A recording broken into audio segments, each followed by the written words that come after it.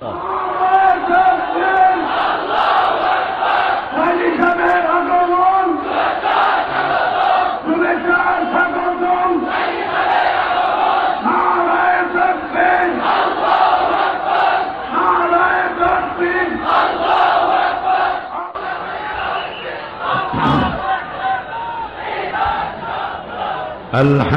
لله نحمده ونستعينه ونستغفره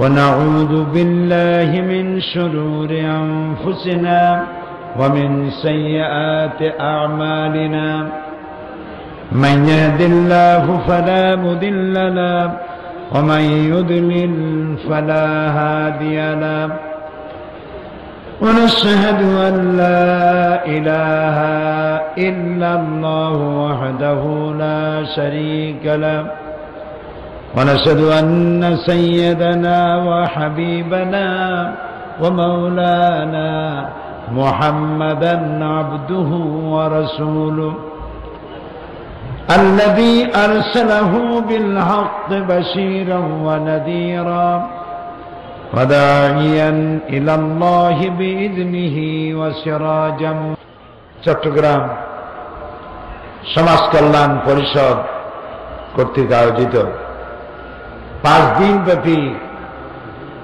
তাফসীরুল কোরআন মাহফিলের 27তম বৎসর এর উদযাপন উপলক্ষে আজকে এই চতুর্থ দিবসে সম্মানিত সভাপতি, বিশেষ অতিথি ফজিলতুল শেখ হযরতুল আল্লাম আদ-ডক্টর আব্দুর রশিদ সাহেব, ফজিলতুল উস্তাদ আহমদ ফৌজি ইব্রাহিম,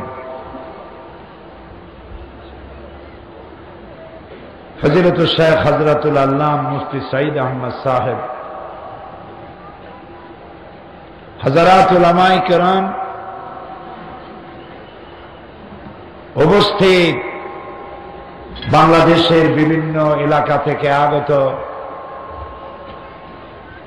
পার্শ্ববর্তী দেশ থেকে আগত সম্মানিত ভাইয়েরা, পর্দার আড়ালের মা এবং বোনেরা, সুপ্রিয় সাংবাদিক বৃন্দ, আসসালামু আলাইকুম ওয়া রাহমাতুল্লাহি ওয়া বারাকাতুহু।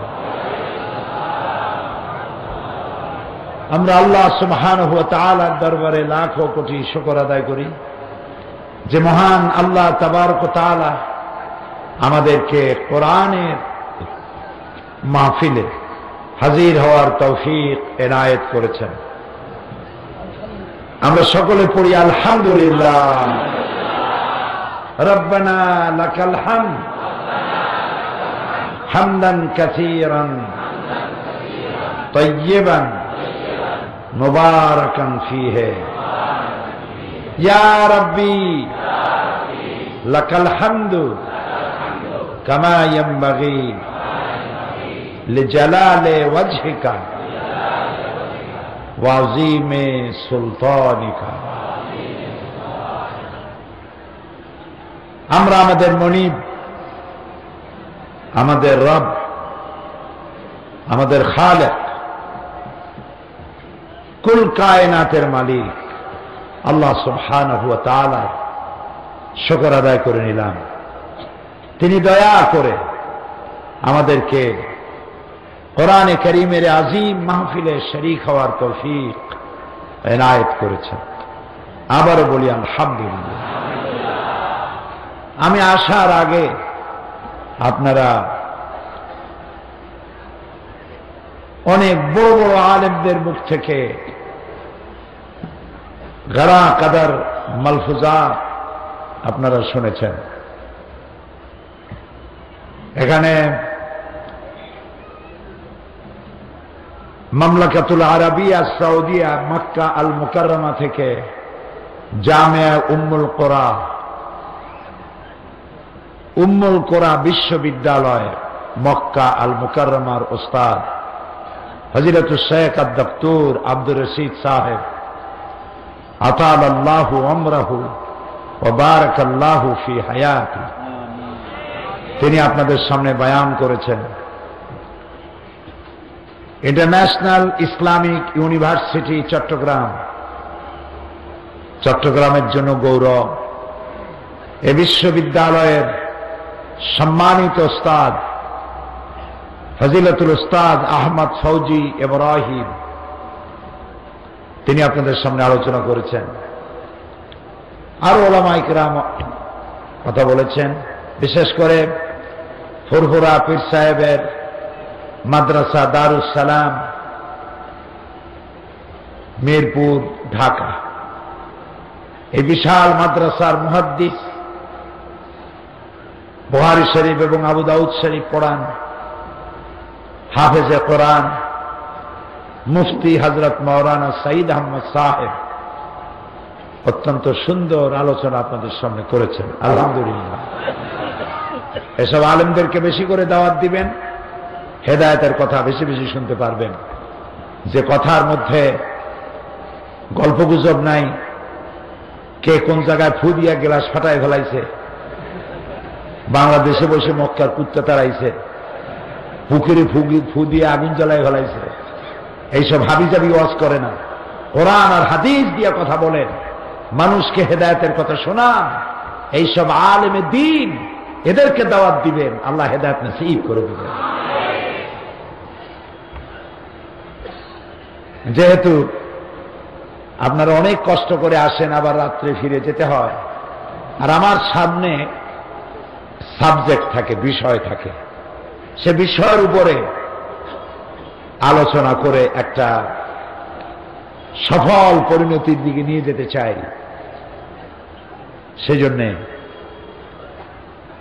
একটু দেরি হলেও আমি গুছিয়ে বলতে চেষ্টা করব। বিমাশিয়াতিল্লাহ তাআলা বিইজনিল্লাহ। সুবহানাকা লা ইলমা লানা ইল্লা মা আল্লামতানা আলাইহি তাওয়াক্কালতু ওয়া ইলাইহি উনীব। তার কাছে সাহায্য কামনা করি। প্রথমে একটি সংশোধনী। এক ভাই আমাকে লিখেছেন, গতকাল মাহফিলে বন বিভাগের সমস্ত কর্মচারীগণকে একচেটিয়া দুর্নীতিবাজ বলে আখ্যায়িত করেছেন। এতে আমরা মর্মাহত, ভারাক্রান্ত, দুঃখিত। আমি কি তাই করেছি? হয়তো তিনি ভুল করেছেন বুঝতে। আমি বলেছি বিশাল বন বিভাগ আমাদের, এই বন বিভাগকে রক্ষা করার জন্য সরকার ফরেস্ট ডিপার্টমেন্টের নামে যে পরিমাণ কর্মচারী কর্মকর্তা দেওয়া প্রয়োজন রক্ষা করার জন্য, ততটা দিতে সক্ষম হয়নি। এজন্য আল্লাহ কিছু গার্ড দিয়ে দিয়েছে। তারা কারা?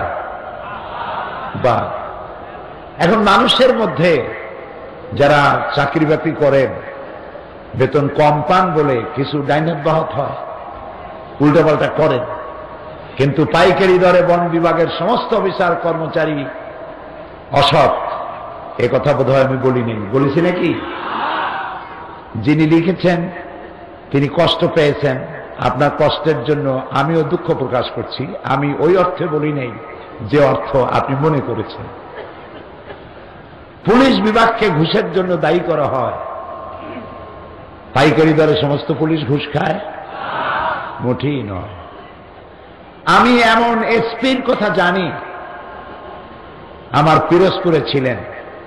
তিনি আমাকে বলেছেন, সরকার আমাকে যে বেতন দেয় এই বেতন দিয়ে আমার হয় না, হালাল ভাবে আমার সংসার চলে না। তাই আমি আমার বউয়ের বাপের দেওয়া স্বর্ণ বিক্রি করে মুরগির ফার্ম করেছি, সেই ডিমগুলি বিক্রি করে হালাল খাইতে চেষ্টা করি। পুলিশের মধ্যে এরকম ভালো পুলিশ আছে, একজন দুইজন না, হাজার হাজার আছে। সুতরাং আমার দেশে আমরা গরিব হতে পারি, কিন্তু আমাদের দেশের মানুষ অনেক অনেক ভালো, আলহামদুলিল্লাহ। কি বন বিভাগ, কি পুলিশ বিভাগ, কি র্যাব, কি আর্মি, কি বিডিআর, প্রত্যেকটি সেকশনে আমাদের অনেক ভালো ভালো মানুষ আছে, আলহামদুলিল্লাহ। এই ভালো মানুষগুলো আছে বলেই তো দেশ চলতেছে, নইলে তো পানির বৃষ্টি না, বাংলাদেশে পাথরের বৃষ্টি হওয়া দরকার ছিল। ভালো মানুষ আছে, কাজে তিনি ভুল বলছেন। আপনি দুঃখে পাওয়ার জন্য আমি নিজেও দুঃখিত। আশা করি কথা ভালোভাবে বুঝতে চেষ্টা করবেন, তাহলে ভুল বুঝবেন না। প্রিয় ভাই সব, কোন ভূমিকা ছাড়াই শুরু করা যাক। আলোচনা শুরু করেছিলাম সূরা আলে ইমরান, একটা আয়াতের একটি অংশ, পুরাটা না, সে অংশটুকুন আমি হারিয়ে গেছি, কোনো কেনারায় নিতে পারি নাই,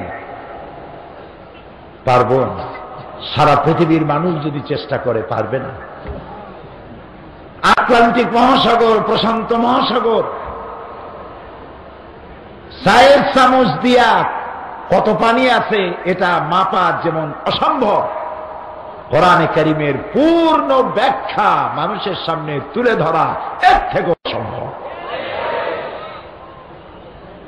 এটি পুরাটা কিতাব, এর প্রত্যেকটি সূরা কিতাব, এর প্রত্যেকটি পারা কিতাব, এর প্রত্যেকটি আয়াত কিতাব, এর প্রত্যেকটি শব্দ কিতাব, এর প্রত্যেকটি অক্ষর এক একটা কিতাব। সুবহানাল্লাহ। এবং এই কিতাব দিয়েই আল্লাহ রাব্বুল আলামিন তার নবীর মাধ্যমে পৃথিবীতে শান্তি আর শান্তি প্রতিষ্ঠা করেছেন। আল্লাহ রাব্বুল আলামিন বলেন, আলিফ লাম রা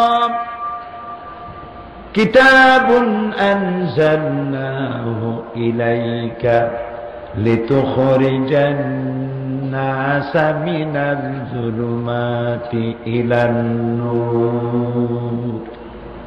আলিফ লাম রা কিতাবুন আনজালনাহু ইলাইকা, আমি আপনার উপর একখানা কিতাব অবতীর্ণ করেছি। এই কিতাব এই জন্য অবতীর্ণ করেছি যাতে করে আপনি মানব গোষ্ঠীকে অন্ধকারের ভেতর থেকে আলোর দিকে নিয়ে আসতে পারেন। এই জন্য কিতাব দিয়েছি। সুবহানাল্লাহ। নবী সক্ষম, সফল। নবী করিম সাল্লাল্লাহু আলাইহি ওয়াসাল্লামের মতো সফল নবী পৃথিবীতে আর আসে। যে আয়াত থেকে শুরু করেছিলাম সেটি আপনাদের সামনে আবার পেশ করি। আল্লাহ রাব্বুল আলামিন বলছেন, ইন্নাদ-দীনা ইনদাল্লাহিল ইসলাম ওয়া মা ইখতালাফাল্লাযীনা উতুল কিতাবা إلا من بعد ما جاءهم العلم بغيا بينهم ومن يكفر بآيات الله فإن الله سريع الحساب إن الدين عند الله الإسلام। আল্লাহর কাছে মনোনীত, একমাত্র মনোনীত, পছন্দনীয়, মানুষের জন্য গ্রহণযোগ্য যে জীবন ব্যবস্থা, সেই ব্যবস্থার নাম কি? আরো জোরে বলুন। এই ইসলাম মানুষকে দিয়েছে সব সমস্যার সমাধান। সাদা এবং কালো মানুষের ব্যবধান দূর করেছে, শ্রমিকের অধিকার দিয়েছে, শিশুর অধিকার দিয়েছে, মানবাধিকার দিয়েছে, সাম্প্রদায়িক সম্প্রীতি দিয়েছে।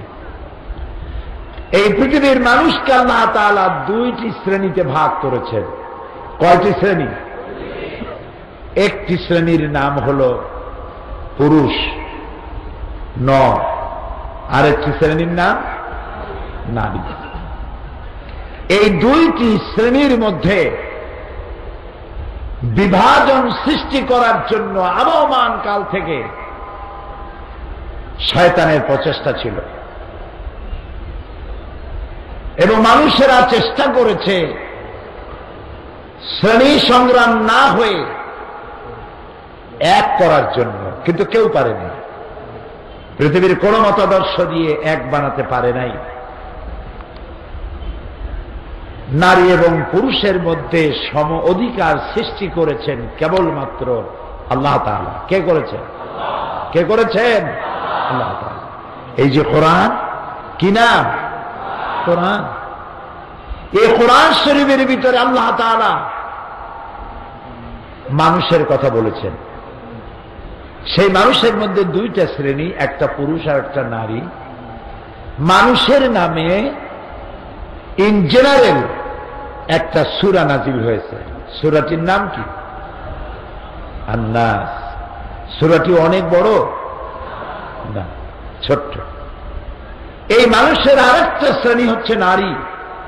আরবিতে বলা হয় কি? এই সূরাটা ছোট না বড়? অনেক বড়। পুরুষের নামেও সূরা আছে, মহিলাদের নামেও সূরা আছে। এক শ্রেণীর তথাকথিত বুদ্ধিজীবী,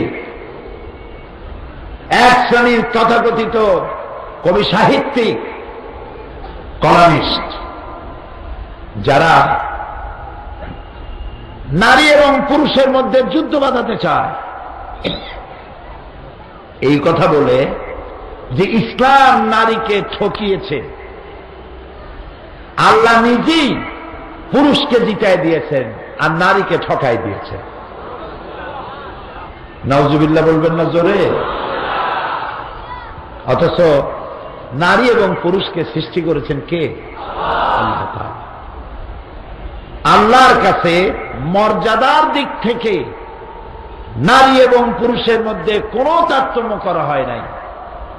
দেখুন আল্লাহ তাআলা বলছেন, ইন্নাল মুসলিমিনা ওয়াল মুসলিমাতি ওয়াল মুমিনিনা ওয়াল মুমিনাত, নিশ্চয়ই মুসলমান পুরুষ এবং মুসলমান নারী, ওয়াল কানিতিনা ওয়াল কানিতাত, আনুগত্য স্বীকারকারী পুরুষ এবং আনুগত্যকারী নারী, ওয়াস-সাদিকিনা ওয়াস-সাদিকাত, সত্যবাদী পুরুষ এবং সত্যবাদী নারী, ওয়াস-সাবিরিনা ওয়াস-সাবিরাত, ধৈর্যশীল পুরুষ এবং ধৈর্যশীল নারী, ওয়াল খাশিঈনা ওয়াল খাশিআত, বিনীত পুরুষ এবং বিনীত নারী, ওয়াল মুতাসাদ্দিকিনা ওয়াল মুতাসাদ্দিকাত, দানশীল পুরুষ এবং দানশীল নারী, ওয়াস-সায়িমিনা ওয়াস-সায়িমাত,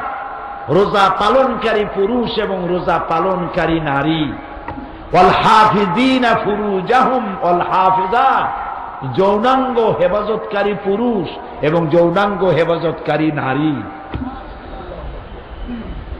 ওয়ায-যাকিরিনা আল্লাহ কাসীরান ওয়ায-যাকিরাত, অধিক আল্লাহ জিকিরকারী পুরুষ এবং অধিক জিকিরকারী নারী, আ'আদ্দাল্লাহু লাহুম মাগফিরাতান ওয়া আজরান আযীমা, আল্লাহ তাআলা এই উভয়কে আল্লাহ তাআলা পুরস্কৃত করবেন এবং তাদেরকে আল্লাহ তাআলা জান্নাত দান করবেন।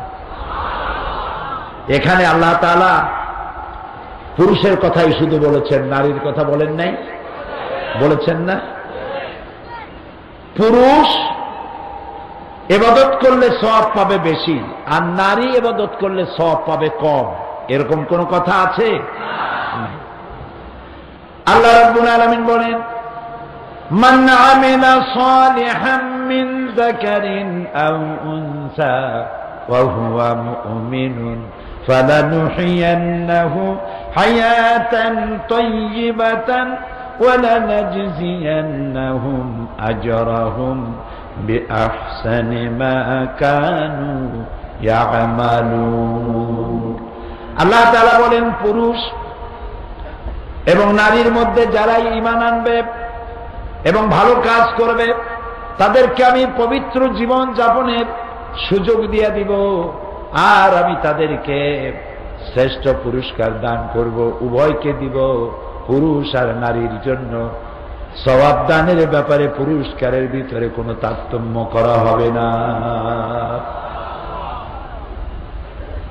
জান্নাতে নারী এবং পুরুষ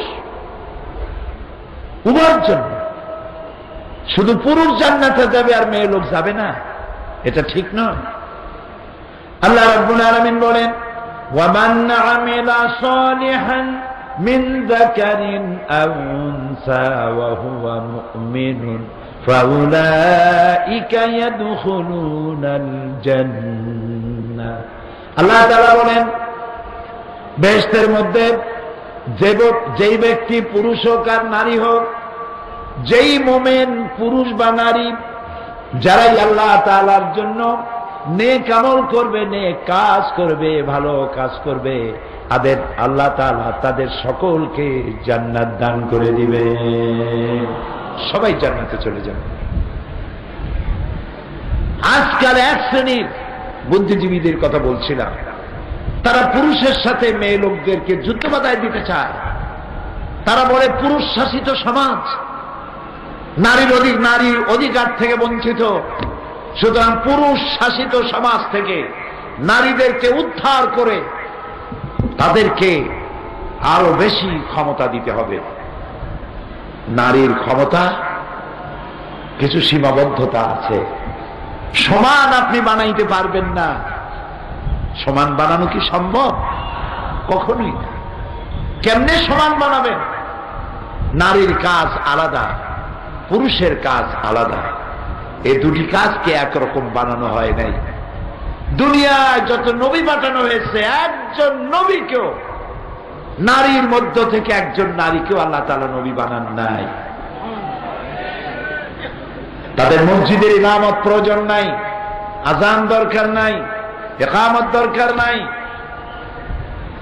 আমেরিকা এক জাহিল, এক মূর্খ মহিলাকে দিয়ে আমেরিকা এক মসজিদের ইমামতি করেছে। আযানও দিয়েছে একজন মহিলা, পিছনে নামাজ পড়ছে পুরুষেরা। কত বড় কবর মোড়া! তারা বলে কোরআন শরীফে কোন জায়গায় আছে মেয়ে লোকেরা নামাজের ইমামতি করতে পারবে না? হাদিস শরীফে কোন জায়গায় আছে ইমামতি করতে পারবে না? তাহলে পাল্টা প্রশ্ন করতে হয় যে কোন জায়গায় আছে যে করতে পারবে? সুতরাং এ ধরনের মিথ্যে কথা বলে নারীদেরকে পুরুষের উপরে খেপাইতে চায়। আর আল্লাহ কি বলেন? আল্লাহ তাআলা বলছেন নারী এবং পুরুষ পরস্পরের শত্রু না। কি? আল্লাহ তাআলা বলেন, ওয়াল মুমিনুনা ওয়াল মুমিনাতু বা'দুহুম আউলিয়াউ বা'দ ইয়া'মুরুনা বিল মা'রুফি ওয়া ইয়ানহাউনা আনিল মুনকার। মুমিন পুরুষ আর মুমিন নারী উভয়ের জন্য বন্ধু স্বরূপ।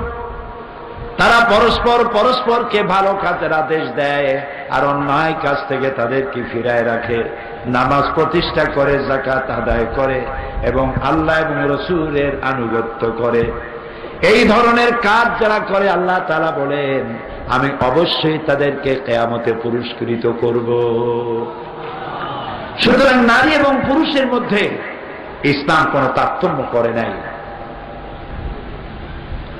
বরং মেয়েদের যে মর্যাদা আল্লাহ তাআলা দিয়েছেন কোরআন শরীফে, হাদিস শরীফে, আপনি চিন্তা করে কুল পাবেন।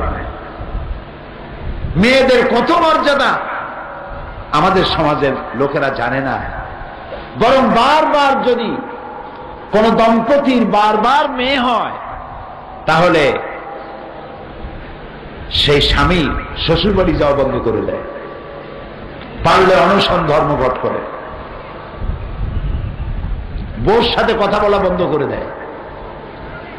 আচ্ছা আপনারা বলেন, যদি বউর বারবার মেয়ে হয়, পুত্র হয় না, সেজন্য কি বউ দায়ী? সেজন্য কি মেয়ে দায়ী? মানুষ যদি দায়ী হয় তাহলে শুধু মেয়ে লোকটাই দায়ী হবে কেন? বেটা তুমিও তো দায়ী। এই জন্য কোরআনে কারিমে আল্লাহ তাআলা বলেছেন, আমি কাউকে কন্যা সন্তান দেই, কাউকে পুত্র সন্তান দেই। শুনতেছেন? কাউকে কি দেই? কন্যা। কাউকে কন্যা সন্তান দেই, কাউকে পুত্র সন্তান দেই, কাউকে কন্যাও দেই পুত্রও দেই, কাউকে কিছুই দেই না। মালিককে আল্লামা ইবনে কাসির রাহমাতুল্লাহ আলাইহি তার তাফসীর ইবনে কাসিরে তিনি লিখেছেন, যেহেতু কোরআনে কারিমে আল্লাহ রাব্বুল আলামিন শুরু করেছেন আমি কাউকে কন্যা দেই, কাউকে পুত্র দেই, যেহেতু আল্লাহ কন্যা দিয়ে শুরু করেছেন, তাই যেই দম্পতির সর্বপ্রথম কন্যা সন্তান হয় সেই দম্পতি বেশি বরকতপূর্ণ। সুবহানাল্লাহ, আলহামদুলিল্লাহ। কারো যদি মেয়ে হয় ঘরে, আল্লাহ রাব্বুল আলামিনের হাবিব বলছেন, মান আলা জারিয়াতাইনি হাত্তা তাবলুগা জা ইয়াউমাল কিয়ামাতি আনা ওয়া হুয়া কাহাতাইনি ওয়া দাম্মা আসাবিআহু, রাওয়াহু মুসলিম। নবী করিম সাল্লাল্লাহু আলাইহি সাল্লাম বলেছেন, যদি কেউ 2 কন্যার পিতা হয় অথবা 3 কন্যার পিতা হয়, এই 2টি কন্যাকে যদি যত্ন করে, এই 3টি কন্যাকে যদি যত্ন করে, আদব শিখায়, দিন শিখায়, ঈমান শিখায়, তাহলে কিয়ামতের দিন ওই 2 কন্যা 3 কন্যার পিতা আর আমি মুহাম্মদ সাল্লাল্লাহু আলাইহি ওয়াসাল্লাম জান্নাতের ভেতরে পাশাপাশি অবস্থান করব। আমাদের দেশে ছেলের যত্ন বেশি না মেয়ের যত্ন বেশি? হ্যাঁ, ছেলের যত্ন বেশি। ছেলে যদি হয় কোলে নেয়, ঘাড়ে নেয়, মাথায় নেয়। ছেলেটাকে যত্ন করে বেশি, মেয়েটাকে যত্ন করে না। নবী করিম সাল্লাল্লাহু আলাইহি ওয়াসাল্লাম বসে আছেন দরবারে নববী, সাহাবায়ে কেরাম বসা। একটা ছোট্ট ছেলে হামাগুড়ি দিতে দিতে আসছে। যার ছেলে, সে ছেলেটাকে তুলে নিয়ে গালে চুমা দিয়া কোলের উপরে বসাইল। এরপরে ছোট একটা মেয়ে আসলো, মেয়েটিকে হাত দিয়া ধরিয়া এক পাশে বসাই দিল। রাহমাতুল্লিল আলামিনের চোখ এড়ালো না। প্রশ্ন করলেন, ওই লোকটিকে, ছেলেটি কার? তিনি বললেন আমার। মেয়েটি কার? তিনি বললেন আমার। রাসূলুল্লাহ বললেন, তোমার কি উচিত ছিল না তোমার 2টি সন্তানের সাথে সমান ব্যবহার করা? মেয়েটারে কোলে উঠাইয়া চুমা দিলা, ছেলেটারে কোলে উঠাইয়া চুমা দিয়া কোলে উঠায় বসালে, আর মেয়েটাকে হাত দা ধরে দূরে বসাইলা। এই তারতম্য করা তোমার জন্য ঠিক হয় না। নবী করিম সাল্লাল্লাহু আলাইহি ওয়াসাল্লাম তিনি বলেছেন, যদি কোনো ঘরের মধ্যে একটি কন্যা সন্তান প্রসব করে মা, আল্লাহর নবী বলেন, ওই ঘরের ভিতরে একটা রহমতের ফেরেশতা প্রবেশ করে আর বলে, আসসালামু আলাইকুম ইয়া আহলাল বাইত, হে গৃহের মালিকেরা, গৃহবাসীরা, তোমাদের উপরে আল্লাহর রহমত বর্ষিত হোক। এরপরে নবজাতক কন্যাটির পাশে গিয়ে কন্যার মাথার উপরে নূরের তৈরি হাত বুলায় ফেরেশতা আর বলতে থাকে, এই মেয়েটিকে যে যত্ন করবে, যে আদর করবে, দিন শিখাবে, ঈমান শিখাবে, আর বয়স হলে পরে সৎপাত্রস্থ করবে, সাহায্য করবে, কিয়ামত পর্যন্ত আল্লাহ রাব্বুল আলামিন ওই লোকটির প্রতি তার সাহায্য অব্যাহত রাখবে। এইরকম একটি হাদিস পুত্র সন্তানের জন্য নাই, আছে কন্যা সন্তানের জন্য। মেয়েদেরকে গালি দেওয়া হয়। নবী করিম সাল্লাল্লাহু আলাইহি ওয়াসাল্লাম বলেছেন, লা তুকরিহুল বানাত ফাইন্নী আবুল বানাত। মেয়েদেরকে গালি দিও না, তিরস্কার করো না, মেয়েদেরকে খারাপ জেনো না, কারণ আমি মুহাম্মদ সাল্লাল্লাহু আলাইহি ওয়াসাল্লাম মেয়েদের পিতা। রাসূলুল্লাহ বলেছেন, যখন বাইরে যাবে, বিদেশে যাবে, বাজারে যাবে, কিছু না কিছু উপহার সামগ্রী কিনে আনবে, আর এনে সর্বপ্রথম দেবে মেয়েদেরকে, তারপরে দেবা ছেলেদেরকে। এইটা আপনাদের বিপক্ষে গেছে নাকি? সুবহানাল্লাহ বলবেন না?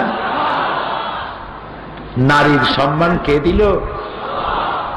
ইসলাম। কে দিয়েছে? আজ পাশ্চাত্য ওয়েস্টার্ন সিভিলাইজেশন, পাশ্চাত্য সভ্যতার দাবিদার যারা, তারা আমাদেরকে ভদ্রতা শিখায়, গণতন্ত্র শিখায়। তোমরা কি নারীর সম্মান দিতে পেরেছ? তোমরা তো সেদিন দিয়েছ নারীদের ভোটাধিকার, সেদিন দিয়েছ নারীর কেনা বেচার এখতিয়ার। আর আজ থেকে ১৫০০ বছর পূর্বে রাসূলুল্লাহ নারীর মর্যাদা দিয়ে গিয়েছে। আল্লাহর নবী হয়ে মেয়ে লোকের নিজের স্ত্রীর পরামর্শ গ্রহণ করেছেন। সুবহানাল্লাহ বলো। সুলহ হুদাইবিয়া, হুদাইবিয়ার সন্ধি মুসলমানদের জন্য এক মারাত্মক হৃদয় বিদারক ঘটনা ছিল। ওমরা করতে এসেছেন, ওমরা করতে দেওয়া হলো না। সন্ধিপত্র লেখা হচ্ছে, নবী করিম সাল্লাল্লাহু আলাইহি সাল্লামের পক্ষ থেকে মিন মুহাম্মদ রাসূলুল্লাহ সাল্লাল্লাহু আলাইহি সাল্লাম ওয়া বাইনা কুরাইশ। কাফেরদের নেতারা বলল, মুহাম্মদ বলেন না সাল্লাল্লাহু আলাইহি ওয়াসাল্লাম,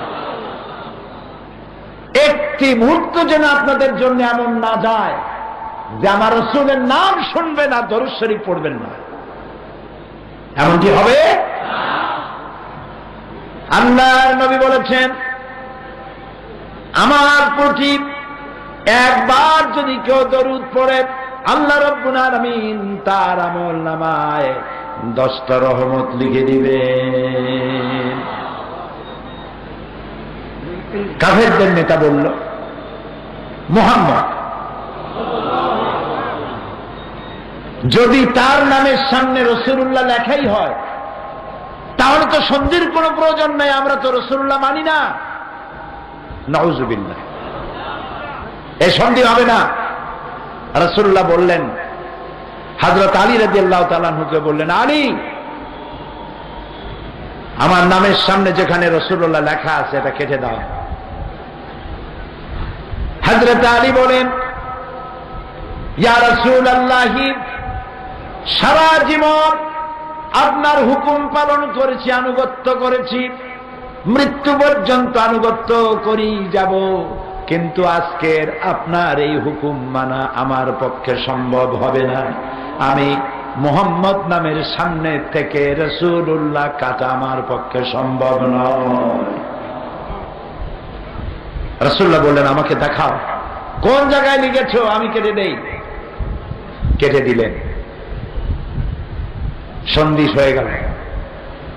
নবী করিম সাল্লাল্লাহু আলাইহি ওয়াসাল্লাম এখন মদিনায় ফিরে যাবেন, ওমরা করতে পারবেন না। সাহাবায়ে কেরাম কাঁদতেছেন। নবী করিম সাল্লাল্লাহু আলাইহি ওয়াসাল্লাম বললেন, তোমরা সবাই কোরবানি করো, সাথে যে কোরবানির জন্তু আছে এগুলিকে জবাহ করো, মাথার চুল কামাও এবং ইহরাম খুলে ফেলো। একজন সাহাবী রাসূলুল্লাহর হুকুম মানলেন না, সব বসে আছে। নবী করিম সাল্লাল্লাহু আলাইহি ওয়াসাল্লামের নবুয়তের জীবনে এরকম সংকট, আভ্যন্তরীণ সংকট আর কখনো হয় না। রাসূলুল্লাহ ঘরের মধ্যে তাঁবুতে প্রবেশ করলেন, মুখ মলিন। নবী করিম সাল্লাল্লাহু আলাইহি ওয়াসাল্লামের স্ত্রী হযরত উম্মে সালমা রাদিয়াল্লাহু তাআলা আনহা, তিনি বললেন, ইয়া রাসূলুল্লাহ, আপনার মুখ মলিন কেন? অসন্তুষ্ট হয়ে বসে আছেন কেন? রাসূলুল্লাহ বললেন, আমার জীবনে, নবুয়তের জীবনে এমন অবস্থা কখনো হয় নাই। আমার সাহাবীরা আমার হুকুম পালন করছে না। হযরত উম্মে সালমা রাদিয়াল্লাহু তাআলা আনহা বললেন, ইয়া রাসূলুল্লাহ, সাহাবীদের বর্তমান অবস্থার উপরে আপনি অসন্তুষ্ট হবেন না। তাদের কলিজা, এই সন্ধিতে তাদের কলিজা চুর চুর হয়ে গিয়েছে। আপনি নিজে সর্বপ্রথম জবাহ করেন, নিজের মাথার চুল কামান, এহরাম খোলেন, সাহাবীরা আপনাকে অনুসরণ করবেন। নবী করিম সাল্লাল্লাহু আলাইহি ওয়াসাল্লাম স্ত্রীর পরামর্শ নিলেন, জবাহ করলেন, চুল কামালেন, এহরাম খুললেন, সাহাবীরা সবাই রাসূলের অনুসরণ করলেন। সাহাবীরা মুখ মলিন করে মদিনার দিকে যাচ্ছেন। সকলের কাছে চিন্তা, আমরা বড় পরাজয় বরণ করে গেলাম। আল্লাহ রাব্বুল আলামিন সাহাবীদের মন কষ্ট আল্লাহর চাইতে কে বুঝবেন?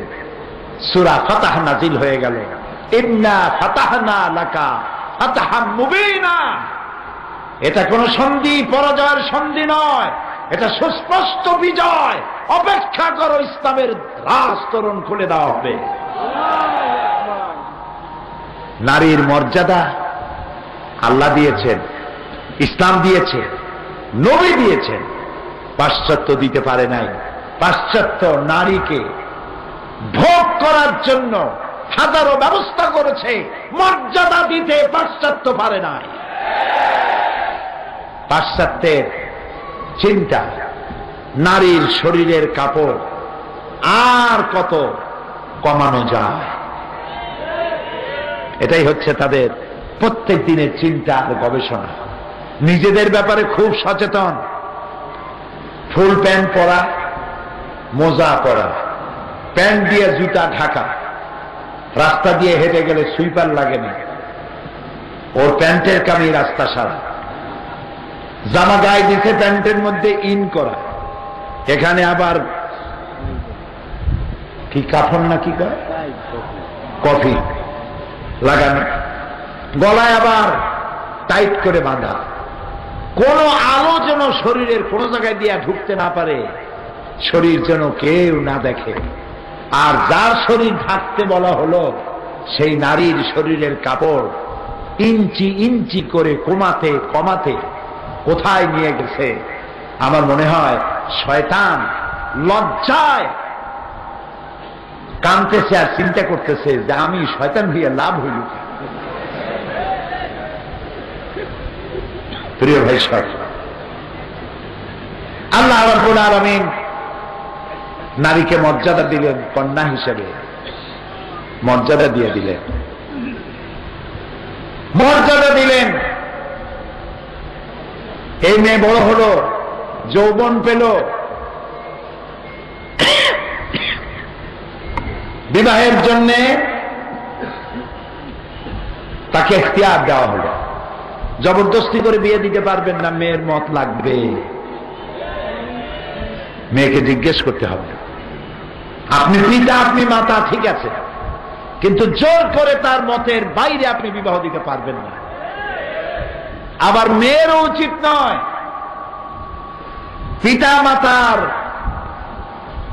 পিতা মাতাকে না জানাইয়া মোবাইল দিয়া SMS করে বিয়ে করা, এতেও কপাল পড়বে, এটাও কপাল পড়বে। তোমার বয়স কম, যার সাথে তোমার প্রেম হয়েছে, তোমার পিতামাতার মর্যাদার জুতার কাছেও সে হয়তো দাঁড়াইতে পারে না।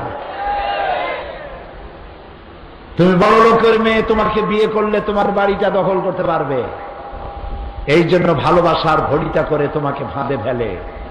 তোমার বয়স ওই রকম হয় নাই যে তুমি এই ফাঁদ বুঝতে পারবে, সেই জন্য মা বাপ এড়িয়ে, মুরব্বি এড়িয়ে, কোর্ট ম্যারেজ যারা করেছে, লাভ ম্যারেজ যারাই করেছে, নুকসান হয়েছে,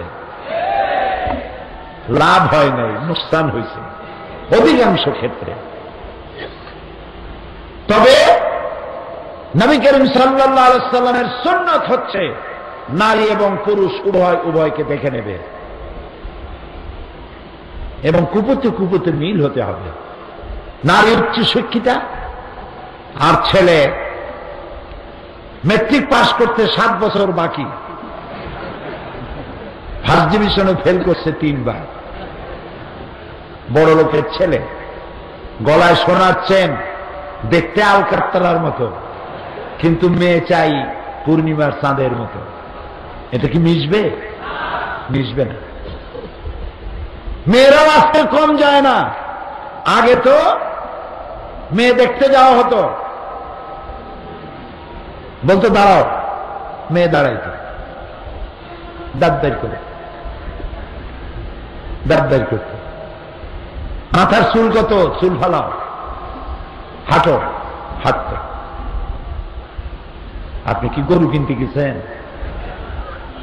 এটা তো মানুষ। নাম কি? না না না, জিজ্ঞেস করতেছে মেয়েকে নাম কি? আধুনিক নাম। কয় যে আমার নাম অক্সিজেন বেগম। সুন্দর নাম, এটাই তো চাই। কোরআন শরীফ পড়তে জানি কিনা তা জিজ্ঞেস করে না। রবীন্দ্রনাথের প্যান প্যানানি সুর জানো কিনা, সারে গামা, পাদানিসা, বাবা খালু, মামা নানা, এগুলো জানো কিনা? কপাল করে কি বুড়া বেটাকে জিজ্ঞেস কর কোরআন পড়তে জানো কিনা।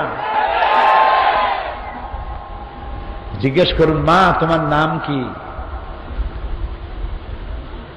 মেয়েরা আজকাল জমানা উল্টে গেছে, জমানা উল্টে গেছে। পুরুষ পক্ষের থেকে জিজ্ঞাসাবাদ করার পরে এবার কন্যা নিজেই প্রশ্ন করে, তোমাদের মধ্যে কে বিয়ে করবে আমারে? তো বললো যে মিস্টার বল্টু মিয়া। আচ্ছা, স্ট্যান্ড আপ, দাঁড়াও, হাঁটো, দাঁত বের করে।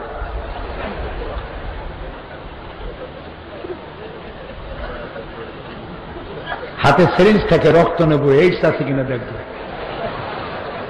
যদি পছন্দ না হয় অ্যাবাউট টার্ন, বাড়ির দিকে ডবল মার, যা। সমান অধিকার। যদ্দূর পানিতে নামবেন অদ্দূর ভিজবেন। ইসলাম বলেছে উভয় উভয়কে দেখে নেবে, সুন্নাত, অধিকার সমান। কিন্তু ছেলে আর মেয়ে দুজন এক রুমের মধ্যে দেখা সাক্ষাৎ করবে না, সেখানে মুরব্বী কেউ থাকবে, তারপরে একে অপরকে দেখে নেবে। রাসূলুল্লাহ বলেছেন হতে পারে তোমার চোখে আল্লাহ তাকে ভালো লাগায় দিতে পারেন, এবং দোয়া করতে হবে প্রত্যেকটি অবিবাহিতা মেয়েকে যে আল্লাহ তাআলা একটা চরিত্রবান যুবক ছেলে আমার জন্য, একজন দিনদার ইমানদার স্বামী আমাকে দিও। আর অবিবাহিত যুবকদেরকে দোয়া করা উচিত, আল্লাহ একটা সালেহা, নেককারিনী, সতীত্ব, সতীসাধ্বী একটা ভালো মেয়েকে আমার স্ত্রী হিসেবে তুমি আমাকে দিও। কেননা দুনিয়া কুল্লুহা মাতাউ ওয়া খায়রুল মাতাউদ দুনিয়া ইমরাতু সালেহা। রাসূলুল্লাহ বলেছেন দুনিয়ার সব সম্পদ, এর মধ্যে শ্রেষ্ঠ সম্পদ হলো সতীসাধ্বী, নেককারিনী স্ত্রী। সুবহানাল্লাহ। নবী করিম সাল্লাল্লাহু আলাইহি ওয়াসাল্লাম তিনি বলেছেন যেইভাবে দেখা সাক্ষাৎ করে নিয়ে তারপর বিবাহ বন্ধনে আবদ্ধ হবে। এখন আল্লাহ বলছেন অমিন আয়াতিহি আন খালাকা লাকুম মিন আনফুসিকুম আজওয়াজান লিতাসকুনু ইলাইহা ওয়া জাআলা বাইনাকুম মাওয়াদ্দাতান ওয়া রাহমা। আমি তোমাদের থেকে তোমাদের জোড়া সৃষ্টি করেছি, আর তোমাদের পরস্পরের মধ্যে আমি ভালোবাসার সৃষ্টি করেছি, আর এরপরে তোমাদের মধ্যে সহৃদয়তা আর করুণার সৃষ্টি করে দিয়েছি। ভালোবাসা কে দিলেন? আল্লাহ তাআলা। ভালোবাসার কথা, স্বামী এবং স্ত্রীর মধ্যে ভালোবাসা, এটা আল্লাহর নিয়ামত। এটা কি নিয়ামত?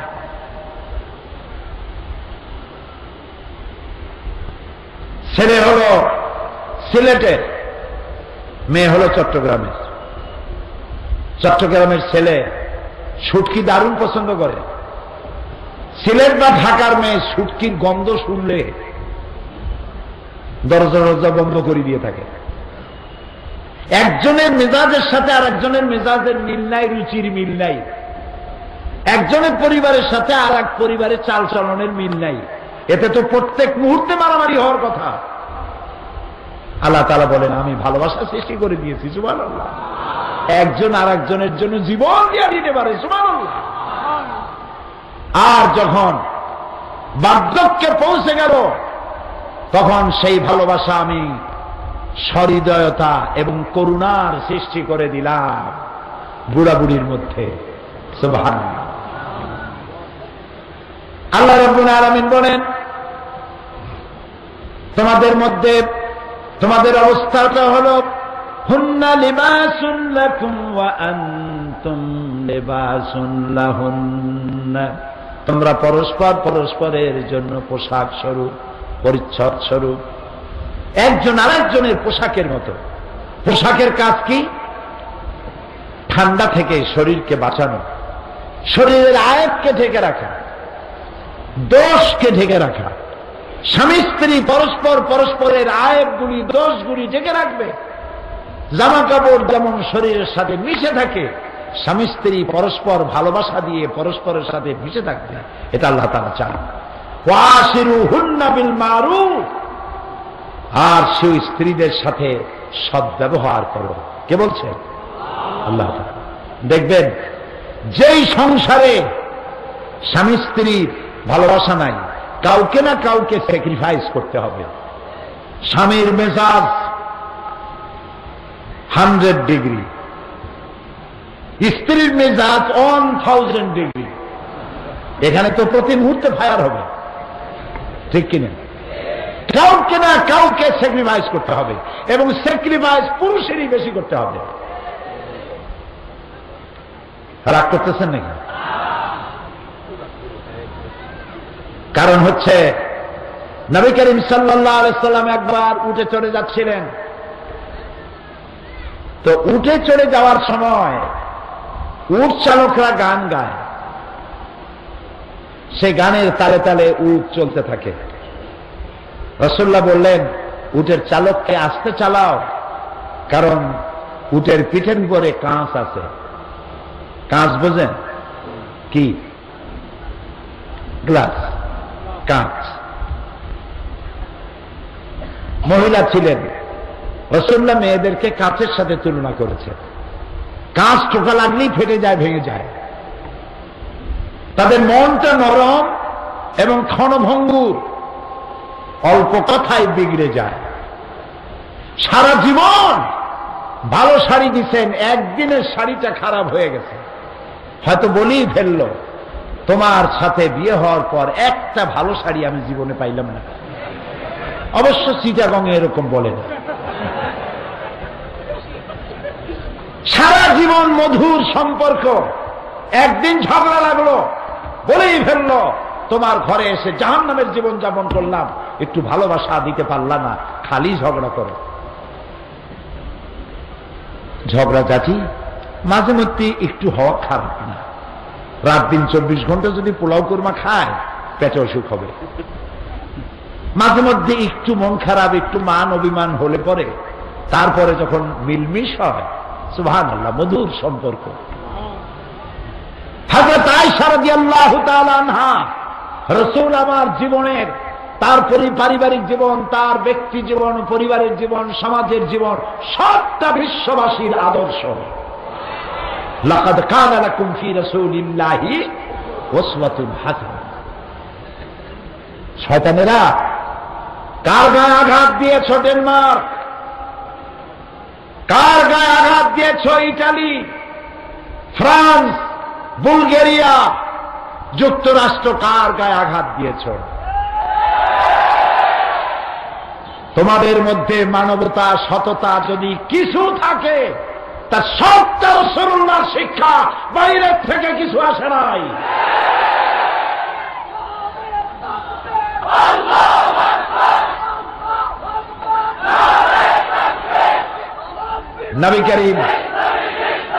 নবী করিম সাল্লাল্লাহু আলাইহি ওয়াসাল্লাম স্ত্রীদের সাথে মনোমালিন্য হয়েছে।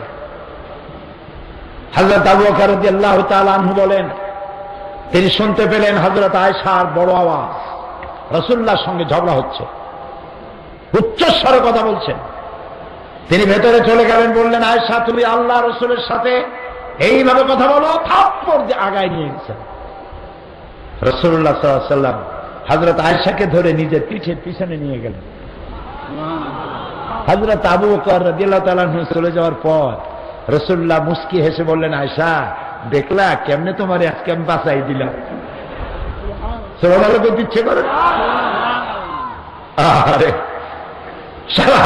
সারা পৃথিবীর মুসলমানেরা, গোটা বিশ্ব যদি তাদের কলিজা ছিঁড়ে রাসূলুল্লাহর কদম মোবারকে ছেড়ে দেয়, ঋণ শোধ হবে না। হযরত আয়েশার বয়স কত? 7 বছরে বিয়ে হলো। 9 বছরের সময় রাসূলের ঘরে আসলেন, ছোট ছোট পুতুল নিয়ে আসতেন। পুতুল খেলাও তখন তার যায় নাই, পুতুল নিয়ে খেলা করে।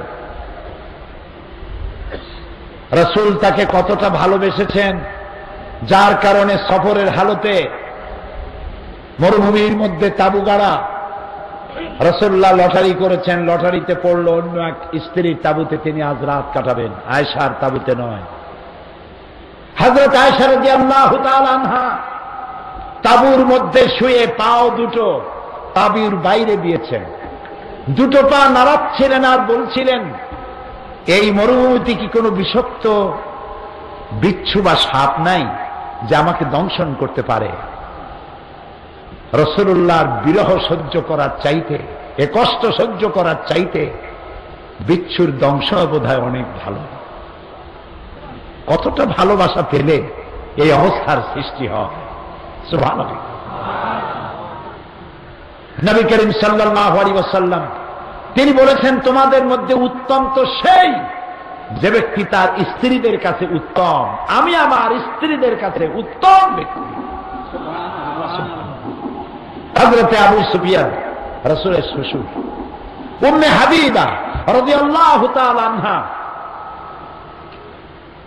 রাসূলের স্ত্রী, আমাদের মা। আবু সুফিয়ান তখন ইসলাম কবুল করেন নাই, মেয়ের ঘরে ঢুকেছেন, বসবেন। হযরত উম্মে হাবিবা বলছেন, আব্বা অপেক্ষা করুন। খাটের উপরে চাদরটা সরায় দিলেন, খালি খাটটা দিলেন, বসেন। পিতা বসলেন না, আহত হলেন, বললেন, মা তোমার ব্যবহার আমি আহত হলাম, একটা নতুন চাদর থাকলে তুমি আমারে দিতা, তা না দিয়া বিছানো চাদরটারে উল্টায় দিলা, আমি তো অপমান বোধ করছি। উম্মে হাবিবা উম্মুল মুমিনিন রাদিয়াল্লাহু তাআলা আনহা বললেন, আবু সুফিয়ান আপনি অবশ্যই আমার সম্মানিত পিতা, কিন্তু আল্লাহর হাবিব বিশ্বনবী রাসূলুল্লাহ যে বিছানার উপরে বসেন, সেই বিছানা আমি একটা কাফেরকে বসতে দিতে পারি না। সুবহানাল্লাহ। প্রিয় ভাই সব, এই পৃথিবীতে রাসূলুল্লাহ শুধু দিয়েই গেছেন, কিছু নিয়ে যান নাই, শুধু দিয়েছেন, শুধু শিক্ষা আর শিক্ষা। নারী স্বামী স্ত্রীর মর্যাদার কথা বলা হয়েছে। প্রিয় ভাই সব, সংসার সুখের যদি বানাতে চান, কিছুটা স্যাক্রিফাইস করতে হবে। রাসূলুল্লাহ বলেছেন, মেয়ে লোকেরা বাঁকা হাড়ের তৈরি। কি হাড়? বেশি সোজা করতে চাইও না, ভেঙে যাবে। তার অর্থ কি বোঝেন? অর্থ দাম্পত্য জীবনের 12টা বাজে যাবে। বেশি সোজা করতে যাইও না। নারীদের উপরে সহনশীল হও, তাদের মর্যাদা দাও, তাদেরকে সম্মান দাও। রাসূলুল্লাহ সম্মান দিতে বলেছেন, আলহামদুলিল্লাহ। প্রিয় ভাই সব, নবী করিম সাল্লাল্লাহু আলাইহি ওয়াসাল্লাম এই ইসলাম নারীকে দিয়েছে অর্থনৈতিক অধিকার। বিবাহের সময় তাকে মহারানা দিতে হবে। আল্লাহ তাআলা কোরআনে কারিমে বলেছেন, ফাতুহুন্না উজুরাহুন্না ফারিরা, মহারানার টাকা আদায় করতে হবে ফরজ রূপী দায়িত্ব হিসাবে। মহারানা আদায় করা কি সুন্নত না নফল? জোরে বলে। আজকাল বিবাহে দেখা যায় মহারানার টাকা বাদে 7,77,753 টাকা 1 পয়সা। এটা কি বাটার দোকান? মহারানা সেই পরিমাণ বাঁধবেন, আপনার গোষ্ঠীর মর্যাদার উপরে নির্ভর করে না। মহারানা টাকা আদায় করবে কে? স্বামী। কে? ও যেন দিতে পারে সেই পরিমাণ, সেজন্য দিতে হবে। মহারানা টাকা সঠিকভাবে আদায় করতে হবে। অনেক পুরুষ আছে স্ত্রীর কাছে ক্ষমা চায়, লজ্জা হওয়া উচিত। কেন ক্ষমা চাইবেন? আপনার স্ত্রী, আর আপনার আদায় করে দেওয়া ফরজ। যারা বিবাহ করার পর মহারানা আদায় করেন নাই, সেরকমের লোক মাহফিলে আছে না? আদায় করার একটা সহজ বুদ্ধি বলে দেব কি? যারা দেন নাই, শাস্ত্রীর কথাটা আগে শোনেন। স্ত্রী যদি মাপ না করে ইচ্ছায়, আর আপনি যদি আদায় না করেন, আদায় করার ক্ষমতা থাকা সত্ত্বে স্ত্রীও মাপ করে নাই, আপনি ইচ্ছে করে দেন নাই, কিয়ামতের ময়দানে এ ধরনের স্বামীকে জিনাকারের কাতারে দাঁড়াতে হবে। নাউযুবিল্লাহ। আল্লাহর ফরজ হুকুমকে আপনি ভঙ্গ করেছেন, নষ্ট করেছেন। আদায় করার রাস্তা কি? আজকে রাত্রে যারা মহারানা দেন নাই, আজকের রাত্রে গিয়ে বলবেন, প্রিয়তমা, প্রাণের স্ত্রী, তোমার সাথে আমার বিবাহ হয়েছে, এত টাকা মহারানায় আমি দিতে পারি নাই, আমি আজকে ওয়াদা করে এসেছি সব টাকা তোমার দেব, তবে এককালীন দেওয়ার ক্ষমতা আমারে নাই। তুমি আমারে একটু সুযোগ দাও, প্রতি মাসে 200, 500, 1000 যেটা আপনি সইতে পারেন। বলবেন এইভাবে করে আমি তোমার পুরা টাকা শোধ করে দেব। এভাবে দিতে দিতে আদায় করার আগে যদি আপনি মরেও যান, দেওয়ার নিয়ত ছিল বলে আল্লাহ রাব্বুল আলামিনের দায়িত্ব থেকে আপনাকে মুক্ত করে দেবে। সুতরাং মহারানার টাকা আপনাকে দিতেই হবে। এমনকি স্ত্রীকে যদি আপনি পাহাড় সমতুল্য সম্পদ দেন, তার থেকে কণা মাত্র ফেরত নিতে আল্লাহ নিষেধ করেছেন।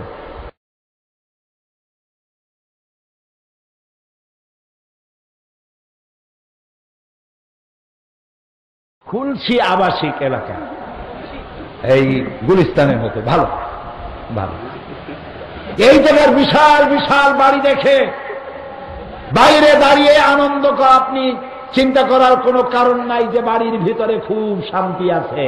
চিন্তা করার কারণ নাই। আপনি তো ভিতরের অবস্থা জানেন না। আমি কিন্তু পাইকারি দরে কথা বলি না, বন বিভাগের মতো রাগ করবেন না। ভালো আছে, মন্দ আছে।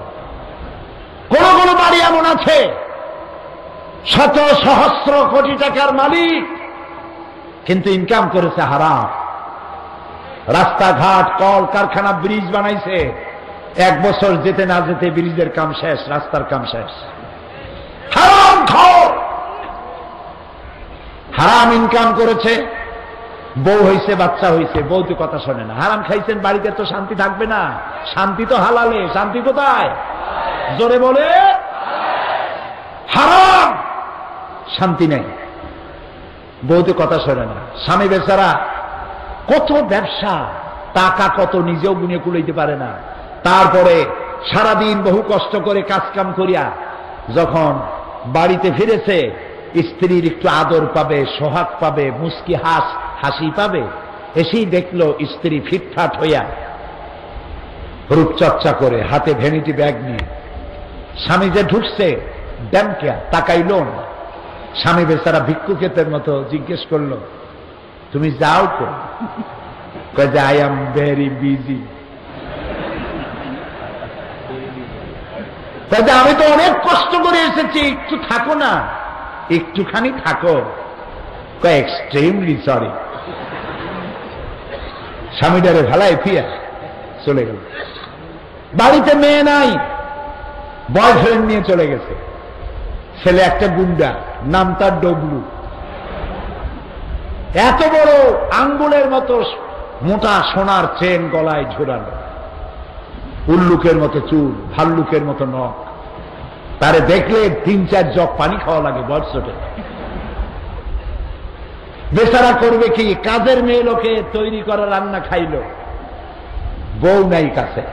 আহারে, এতিম, বিশাল বড় লোক এতিম। মিসকিন, ফকির। এরপরে কত রাত্রে বেগম সাহেবে ফিরবে আল্লাহ জানে। এতগুলা ঘুমের ট্যাবলেট খাইছে, ঘুম আসে না। কেমনে ঘুম আসবে? একটা চিন্তা কোন ফাঁক দিয়ে গুলিয়ে এসে বুকটারে ঝাঁঝরা করে, আর এক চিন্তা বউ কোথায়, আর এক চিন্তা মেয়ে গেল কোন, আর এক চিন্তা ছেলে কোন ব্যাংক ডাকাতি করতে গিয়ে ধরা পড়ে আল্লাহ জানে। এই হলো বড় বড় দালানের চিত্র। এবার চলুন পাহাড়তলি বস্তি এরিয়ায়, যেখানে রিক্সাওয়ালারা থাকে, আড়াই মনের বস্তা টানে ভ্যানওয়ালা, গরিব ফকির সারাদিন রিক্সা চালাইছে, আড়াই মনের বস্তা টেনেছে। ওর চাইতে হালাল পয়সা কার আছে? এই হালাল পয়সা দিয়া পোলার চাল, বাসমতি চাল কিনতে পারে নাই, দিনাজপুরের কাটারি ভোগ কিনতে পারে নাই। মোটা মোটা চাউল, গন্ধ আসে। খেসারির ডাল আছে না চট্টগ্রামে? এ দিয়ে কোন রকম করে একটু ভাত আর ডাল আর কচু শাক রান্না করেছে বউ। কাছে গিয়ে বসছে, ঘরমুক্ত শরীর, স্ত্রী খাবার তুলে দিচ্ছে, ডাল, পচা মাছের তরকারি। বলে আরেকটু খাও, খুব কষ্ট করছো, আরেকটু খাও। ঘরে ফ্যান নাই, আঁচল দিয়ে কপাল মুছে দিচ্ছে, আঁচল দিয়ে বাতাস দিচ্ছে। খাওয়ার পরে ওর ফোম নাই, স্প্রিং এর গদি নাই, সালার চট বিছানো, বালিশ একটা এত শক্ত মনে হয় ইটের উপরে কাপড় দিয়ে বেছানো। এরকম একটা বালিশের উপরে মাথাটা দিয়া সারাদিনের পরিশ্রান্ত ক্লান্ত হালাল রুজি খেয়ে শীত হয়ে শুয়ে গেছে। রিল্যাক্সিন, সিডাক্সিন কোন ওষুধ খাওয়া লাগে না। শোয়ার সাথে সাথে ঘুম, ঘুমের সাথে সাথে গর্জন, নাকের এমন গর্জন ট্রাকের ইঞ্জিনের আওয়াজ ফেল। শান্তি হারামে নাই, হালালে শান্তি। সেই জন্য এই শান্তি বিরাজমান হবে, হয় স্ত্রীকে স্যাক্রিফাইস করতে হবে, না হয় স্বামীকে স্যাক্রিফাইস করতে হবে। স্যাক্রিফাইস যদি না থাকে তাহলে আপনার বাড়িটা হবে জাহান্নাম। এ বাড়িতে শান্তি নাই, জাহান্নাম। সেই জন্য আল্লাহ রাব্বুল আলামিনের হাবিব তিনি বলেছেন, কোন ব্যাপারে যদি স্ত্রীর উপরে কখনো মন খারাপ হয়, আল্লাহ তাআলা বলছেন ওয়ালা তানসাউল ফাদলা বাইনাকুম, তোমাদের মধ্যে পারস্পরিক মনোমালিন্য হলে পরে এই স্ত্রীর শুধু একটা ব্যাপারই তোমার কাছে খারাপ লাগে, কিন্তু আরো অনেক ভালো ভালো জিনিস আছে, সেইগুলির দিকে লক্ষ্য করে আজকের অপরাধটা মাফ করে দাও। চূড়ান্ত পর্যায়ে যাইও না, হার্ড লাইনে যাইও না। আল্লাহ তাআলা চান স্বামী স্ত্রীর মধ্যে ভালোবাসা পয়দা হোক। আলহামদুলিল্লাহ বলে। আপনার স্ত্রী হচ্ছেন সেই পাহারাদার, শুনতেছেন? আপনি যেই রাস্তা দিয়ে জাহান্নামে যাবেন সেই সব রাস্তায় আপনার স্ত্রী আপনার পাহারাদার হয়ে দাঁড়ায় আছে।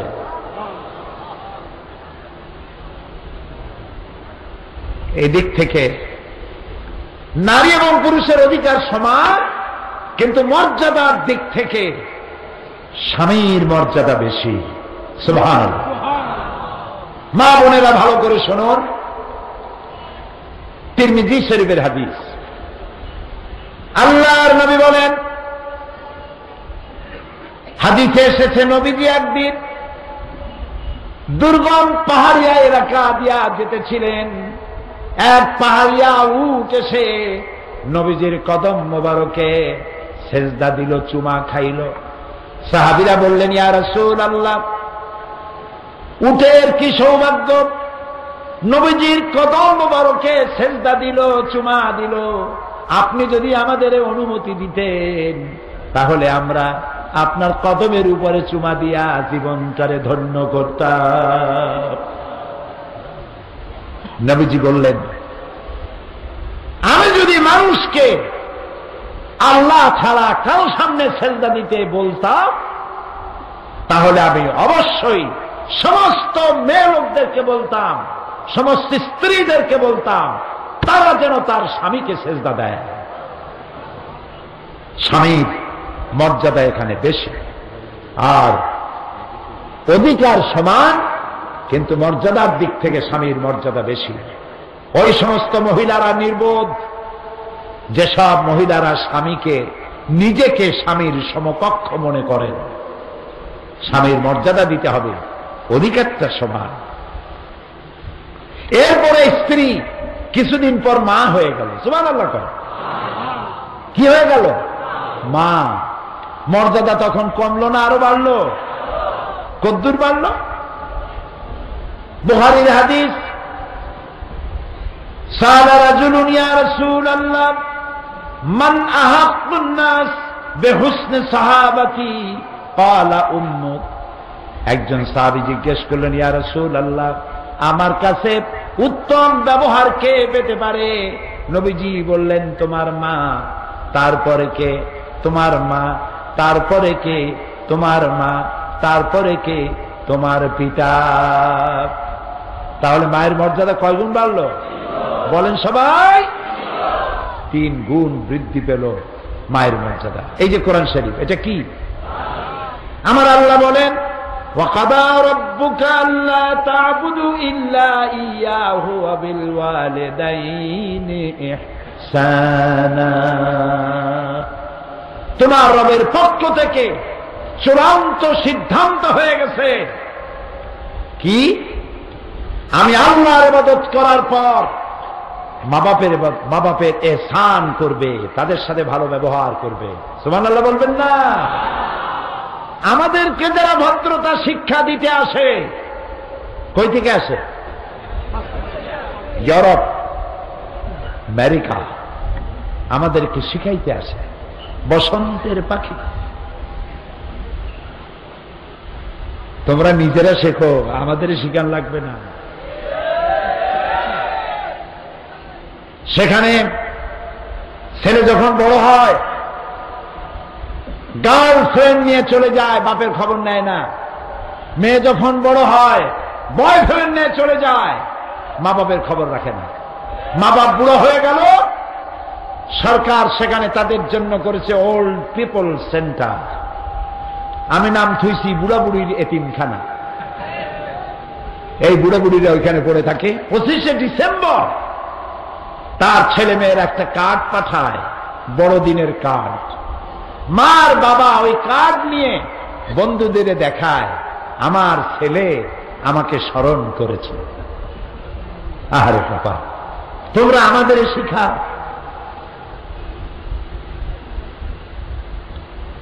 আমাদের দুর্ভাগ্য যে আমরা ইসলামকে চিনি নাই, ইসলামকে বুঝি নাই। ইসলামের রূপ যদি পরিপূর্ণ আমরা গ্রহণ করতে পারতাম, ইউরোপ এবং আমেরিকা মুসলমানদের সামনে মাথা নত করে দিত কিয়ামত পর্যন্ত। আমরা না ইসলামকে বুঝেছি সঠিকভাবে, না আমল করতে পেরেছি সঠিকভাবে। আল্লাহ তাআলা বলছেন, মা বাপ একে সম্মান করো। আল্লাহ তাআলা বলছেন, তোমার মা বাপ যখন বুড়ো হয়ে যাবে, বুড়া হইলে মেজাজ ভালো হয় না খিটখিটে হয়? চট্টগ্রামে হয় না? হয়। বুড়া হইলে মেজাজ যায় খিটখিটে হয়ে, ভালোটাও ভালো হিসেবে নিতে পারে না। আর মানসিক দিক থেকে একটু অসুবিধা হয় কি? রোজগার করতে পারে না, কামাই করতে পারে না আগের মতো, টাকা পয়সা নাই। পুত্রবধূর কাছে, ছেলের কাছে, স্ত্রীর কাছে আগের মতো মর্যাদা থাকে না। তাই স্বাভাবিকভাবেই মেজাজ একটু খিটখিটে হয়। আল্লাহ রাব্বুল আলামিন বলেন, তোমাদের মাতা পিতা 2 জন অথবা 1 জন, যাকে তুমি তোমার জীবন দশায় পাও, খবরদার এদের সাথে দুর্ব্যবহার করবে না। ওয়াকুল্লাহুমা কাওলান কারীমা, সম্মান সূচক কথাবার্তা বলো, অভদ্র আচরণ করো না। যেমন করবা তেমন পাবা। তুমি যদি তোমার মা বাবার সাথে খারাপ ব্যবহার করো, তোমার সন্তানের কাছ থেকে ওই বেয়াদবি তোমার পাওনা হবে। এরপরে আল্লাহ রাব্বুল আলামিন বলেন, তোমার মা বাপের জন্য আমার কাছে দোয়া করো। কে দোয়া শিখাইতেছেন? রব্বিরহামহুমা কামা রাব্বায়ানি সাগীরা। পড়েন সবাই, রব্বিরহামহুমা কামা রাব্বায়ানি সাগীরা। হায় আল্লাহ তাআলা, আমার মা বাপ আমার অসহায়ের সময় আমাকে যেমন দয়া করেছে, লালন পালন করেছে, আমার মা বাপের এই দুঃসময় তুমি তাকে রহমতের কোলে লালন পালন করো। মনে থাকবে এই দোয়া? মনে থাকবে? এই চট্টগ্রামের মহানগর জামাত ইসলামীর প্রাক্তন আমি, এখন জামাত ইসলামীর অ্যাসিস্ট্যান্ট সেক্রেটারি জেনারেল অধ্যক্ষ মাওলানা আবু তাহের, আমি চেয়ারে এসে যখন বসছি, আমার কানে কানে এসে বললেন, আমার মা একদম বার্ধক্যে পৌঁছে গেছে, চলতে পারেন না। আজকের এই মোনাজাতে ওয়াজে শরীক হওয়ার জন্য একটা গাড়িতে করে তাকে এনে শোয়ায় রাখা হয়েছে, ওয়াজ শোনাবার জন্য এবং দোয়া করার জন্য। এই যে মায়ের প্রতি দরদ, মায়ের প্রতি মহব্বত, মা, সুবহানাল্লাহ। আমরা দোয়া করি আল্লাহ তাআলা তার মাকে হায়াতে তাইয়্যিবা সেহাতে কুল্লিয়া দেয়। আমাদের মা যাদের বেঁচে আছে, আল্লাহ তাদেরকে সুস্থ রাখো, ভালো রাখো। বিছানার উপরে ফালাইয়া, প্যারালাইসিস করাইয়া, পরনির্ভর করাইয়া মারবা না, সুস্থতার সাথে ঈমানের সাথে জান্নাতে উঠায় না। মা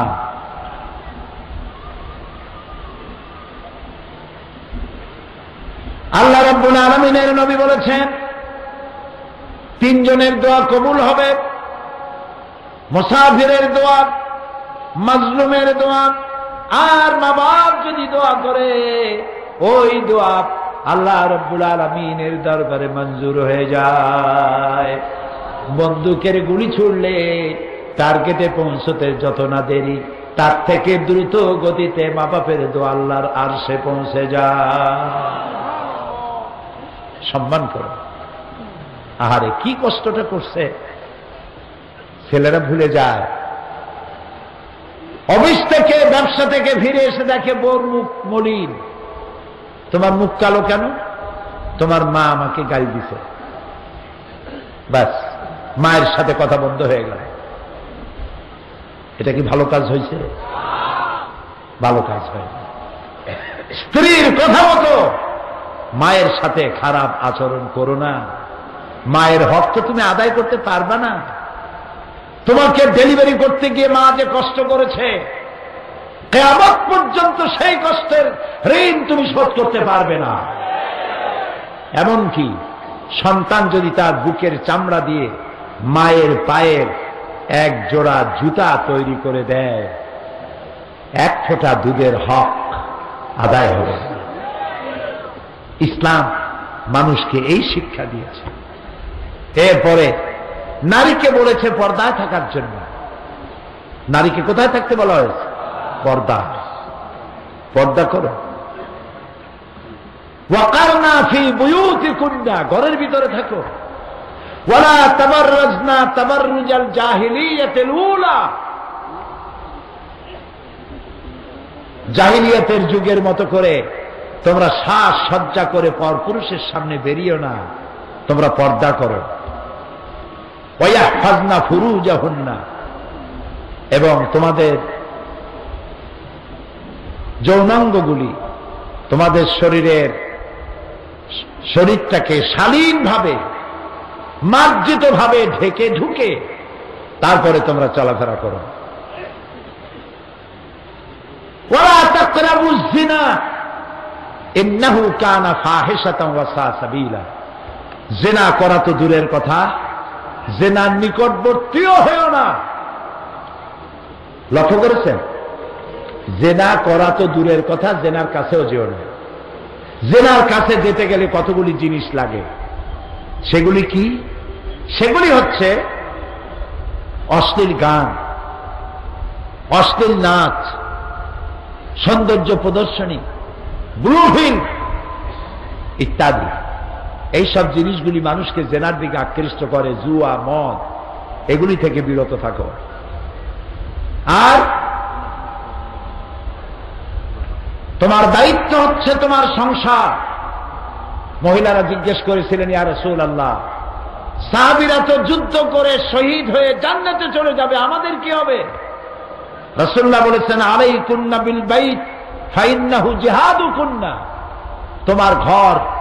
তোমার ঘরই হচ্ছে, এটাই তোমার দায়িত্ব, এবং ঘরটাই হলো তোমাদের জন্য জিহাদ।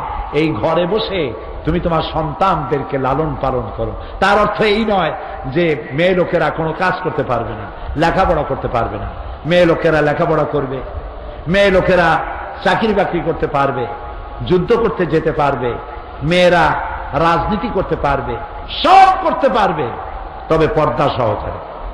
কি সহকারে বলেন? পুরুষের সাথে অবাধ মেলামেশা থেকে নিজেদেরকে হেফাজত করতে হবে সর্বাবস্থায়।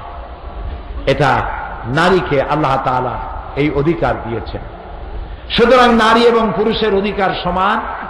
শুধুমাত্র একটি জায়গায় বুদ্ধিজীবীরা যেটা বলে যে আল্লাহ ঠকাইছে নারী, বলে নাউজুবিল্লাহ। সেটা কিভাবে বলে? যে ছেলেতে যা পায় মেয়ে তার অর্ধেক পায়। একটা মেয়ে যা পায়, দুইটা মেয়েতে যা পায় একটা ছেলে তাই পায়। তার অর্থ হলো নারীদেরকে ইসলাম ঠকাইছে। আপনারা বলেন নাউজুবিল্লাহ। তারা জানে না যে নারীকে আল্লাহ তাআলা কত ভাবে দিয়েছে।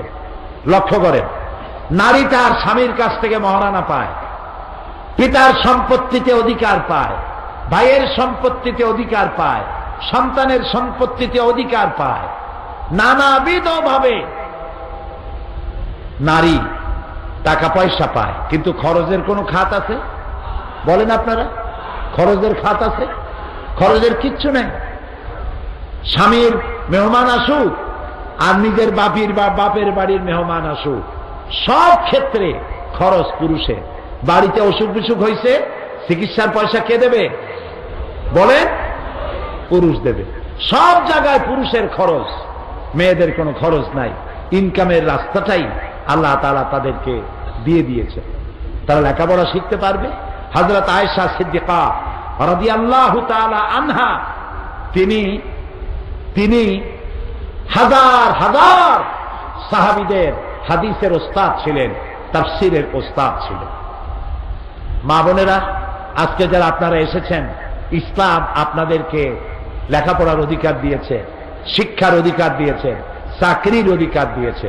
আপনাদের কাজ হলো ঘরটাকে ইসলামের দুর্গ বানান, ইসলামী জ্ঞানে নিজেকে সমৃদ্ধ করুন, স্বামীকে ইসলামের পথে চালান। ইচ্ছে করলে একজন ভালো স্ত্রী তার খারাপ স্বামীকে ভালো বানাইতে পারে, পারে না? আবার একটা ভালো স্বামীকে খারাপ বানাতে পারে। আল্লাহর নবী বলেন, ওর থেকে ভালো স্ত্রী আর কেউ নাই, যে গভীর রাত্রি জাগ্রত হয়ে উযু করে নিজের স্বামীকে ঘুমের থেকে জাগায়া তাহাজ্জুদের নামাজের জন্য দাঁড় করায় দেয়। ওর চেয়ে ভালো স্ত্রী আর নাই, আর ওর থেকে ভালো স্বামীও আর কেউ নাই, যে ঘুমের থেকে গভীর রাত্রে জেগে উযু করে স্ত্রীর মুখে পানি ছিটাইয়া ঘুমের থেকে জাগাইয়া উযু করাইয়া তাহাজ্জুদের জন্য দাঁড় করিয়ে দেয়। সংসারটাকে ভালো করুন। আপনার ঘরের ভিতরে লক্ষ্য করুন সবাই। আমি অনেক বড় লোকের বাড়িতে গিয়েছি, দাওয়াত দিয়েছে, দেখেছি তাদের ড্রয়িং রুমে লক্ষ লক্ষ টাকার শোপিস আছে। শোপিস কি? সৌন্দর্য বর্ধনের জন্য মূর্তি, পাথরের, ডায়মন্ডের মূর্তি দিয়ে সাজানো, কক্সবাজারের শামুকের ঝিনুকের তৈরি করা মালামোলা দিয়া লক্ষ লক্ষ টাকা দিয়ে সাজানো। কিন্তু কোরআন শরীফের একখানা তাফসীর নাই, হাদিস শরীফের একটা বই নাই, বাংলা একটা সাহিত্য, ইসলামী সাহিত্য নাই। থাকলে আছে কি? বিমল মিত্রের লেখা কড়ি দিয়ে কিনলাম, শরৎ রচনা বলি, রবীন্দ্রনাথ রচনা বলি। আমি এটা বলি না যে আপনারা এগুলি কিনবেন না, এটা বলতেছি না, কিন্তু এর থেকে আপনি পাবেন কি? গল্পের বই, নাটক, উপন্যাস, এর থেকে পাবেন কি?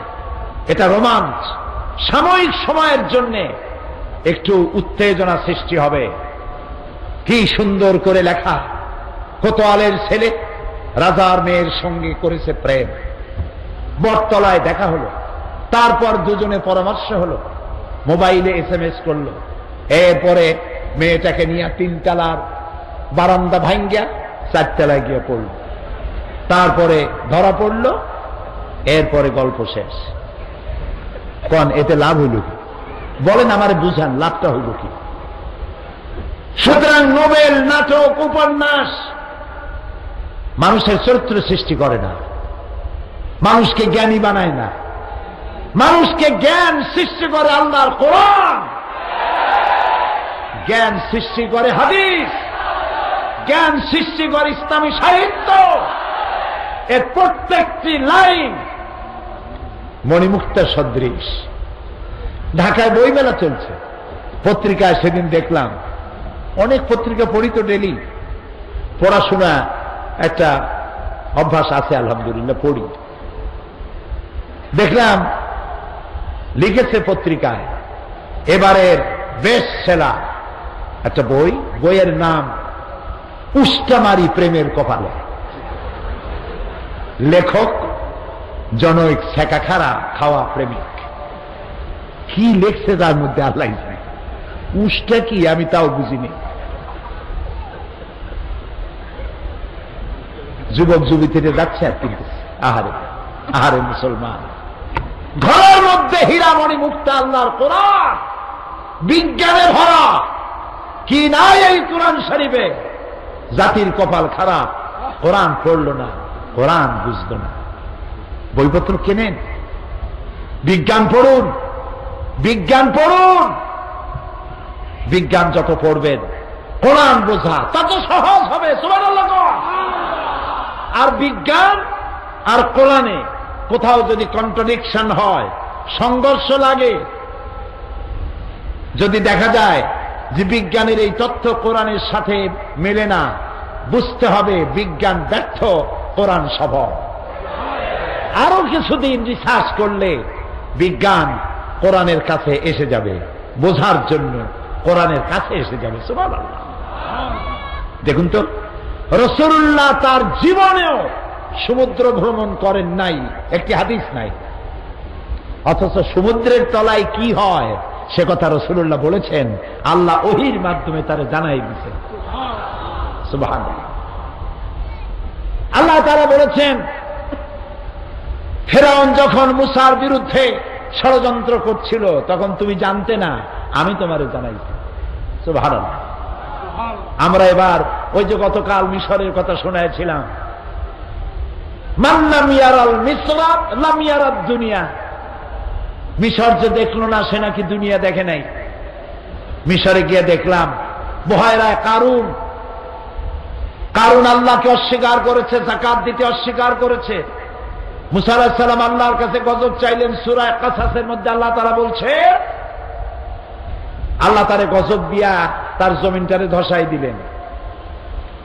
কারুনের যে সম্পদ ছিল, সেই সম্পদ যে সিন্ধুকে ছিল, সেই সিন্ধুকের চাবিগুলি বহন করত বহু সংখ্যক লোক, উটের পৃষ্ঠে সওয়ার হয়ে এই চাবিগুলি বহন করত।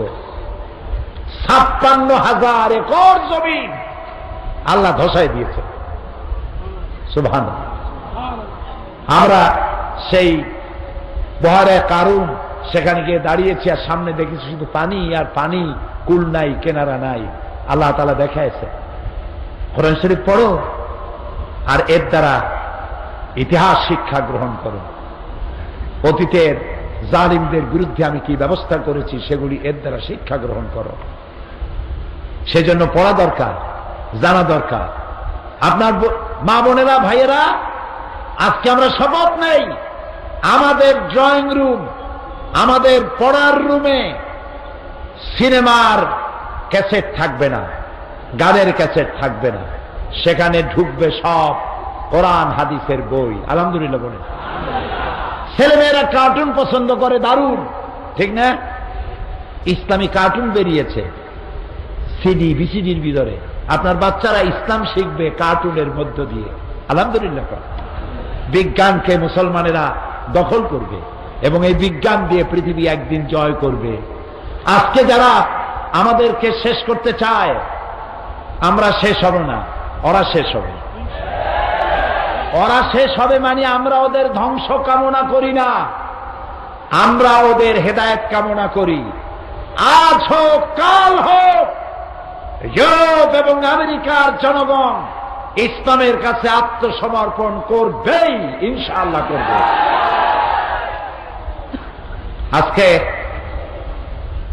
সেজন্য আমাদেরকে দেখতে হবে যে আমাদের এই পৃথিবীতে শান্তি প্রতিষ্ঠার জন্য ইসলামের কোনো বিকল্প নাই। ইসলাম শান্তি প্রতিষ্ঠায় সব থেকে অগ্রণী ভূমিকা পালন করেছে। আলহামদুলিল্লাহ বলে। আমেরিকা আমাদেরকে গণতন্ত্রের কথা বলে, কিন্তু সেই গণতন্ত্র মুসলমানদের জন্য নয়। কথা কি বোঝেন? ও যে গণতন্ত্রের কথা বলে, সেই গণতান্ত্রিক চর্চা আমরা যদি করি তাহলে আমরা ওদের দৃষ্টিতে সঠিক করি নাই। আলজেরিয়ার নির্বাচনে ইসলামিক সালভেশন পার্টি শতকরা 80% ভোট পেয়ে ক্ষমতার দুয়ারে চলে গেল। যেহেতু মুসলমানরা গণতন্ত্রের মাধ্যমে ইসলাম ক্ষমতায় যাবে, আমেরিকা বরদাস্ত করে না। প্যালেস্টাইনে, আহারে ফিলিস্তিন, উড়ে এসে জুড়ে বসল ইহুদিরা আরব ভূখণ্ডে। কারা রাখলো? ইউরোপ এবং আমেরিকা। ফিলিস্তিনে এসে বসায় গেল আরব বিশ্বের বিস্ফোরা ইহুদিদেরকে। আচ্ছা, এখানে বসাই না কেন? তোমার দেশে তো জায়গা অভাব নাই। গত বছর কমনওয়েলথ পার্লামেন্ট অ্যাসোসিয়েশনের সরকারি প্রোগ্রামে আমি কানাডা ভ্রমণ করলাম, গভর্নমেন্ট ডেলিগেশনে। কানাডা আমেরিকার চাইতেও আকারে অনেক বড়, আয়তনে আমেরিকার চাইতেও বড়। মানুষ বাস করে কত? মাত্র 3 কোটি পপুলেশন। কত? 3 কোটি। অথচ আমার ঢাকার রাজধানী, বাংলাদেশের রাজধানী ঢাকা শহরে লোক বাস করে 1.5 কোটির উপরে। ওর অত বড় দেশে 3 কোটি। আমেরিকার বিশাল দেশ। অস্ট্রেলিয়া আমি সফর করেছি। অস্ট্রেলিয়া 70টা বাংলাদেশ এক জায়গায় করলে যা হয়, একটা অস্ট্রেলিয়া এত বড়। ইহুদিগুলারে ফিলিস্তিনে ফালাইয়া, মুসলমানদের না জ্বালাইয়া তোমাদের অস্ট্রেলিয়ায়, তোমাদের কানাডায়, তোমাদের আমেরিকায় নিয়ে সুন্দরভাবে জামাই আদরে রাখো, অসুবিধা কি? এই ইহুদিগুলি প্রত্যেক দিন ফিলিস্তিনি মুসলমান মারতেছে। ওরা কামান দিয়ে, প্যালেস্টাইনি মুসলমান গোলাপ ফুলের মতো সুন্দর, তাই না? ওরা কামানের গোলা মেলে মুসলমানদেরকে হত্যা করছে। আর ছোট্ট ছোট্ট বাচ্চারা মায়ের কাছ থেকে বিদায় নেয়, আসসালামু আলাইকুম মা, বিদায় দাও, জান্নাতে যাচ্ছি। কামানের মোকাবেলা করে পাথর দিয়ে, গুল্লিবাস না কি বলে, রাবারের গুলি ভরে টান দিয়ে মারে, গুলতি না কি কয়, আপনারা বলেন ঠান্ডা। আচ্ছা, আপনারা বুঝলে হয়।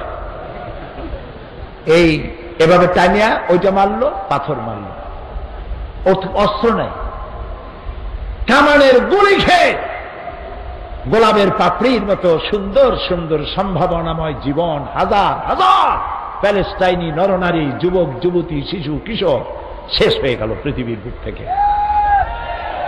বহু সাধনা আর কষ্টের পরে, অনেক রক্তের পরে গণতন্ত্রের উপরে ভিত্তি করে হামাস ক্ষমতায় এলো।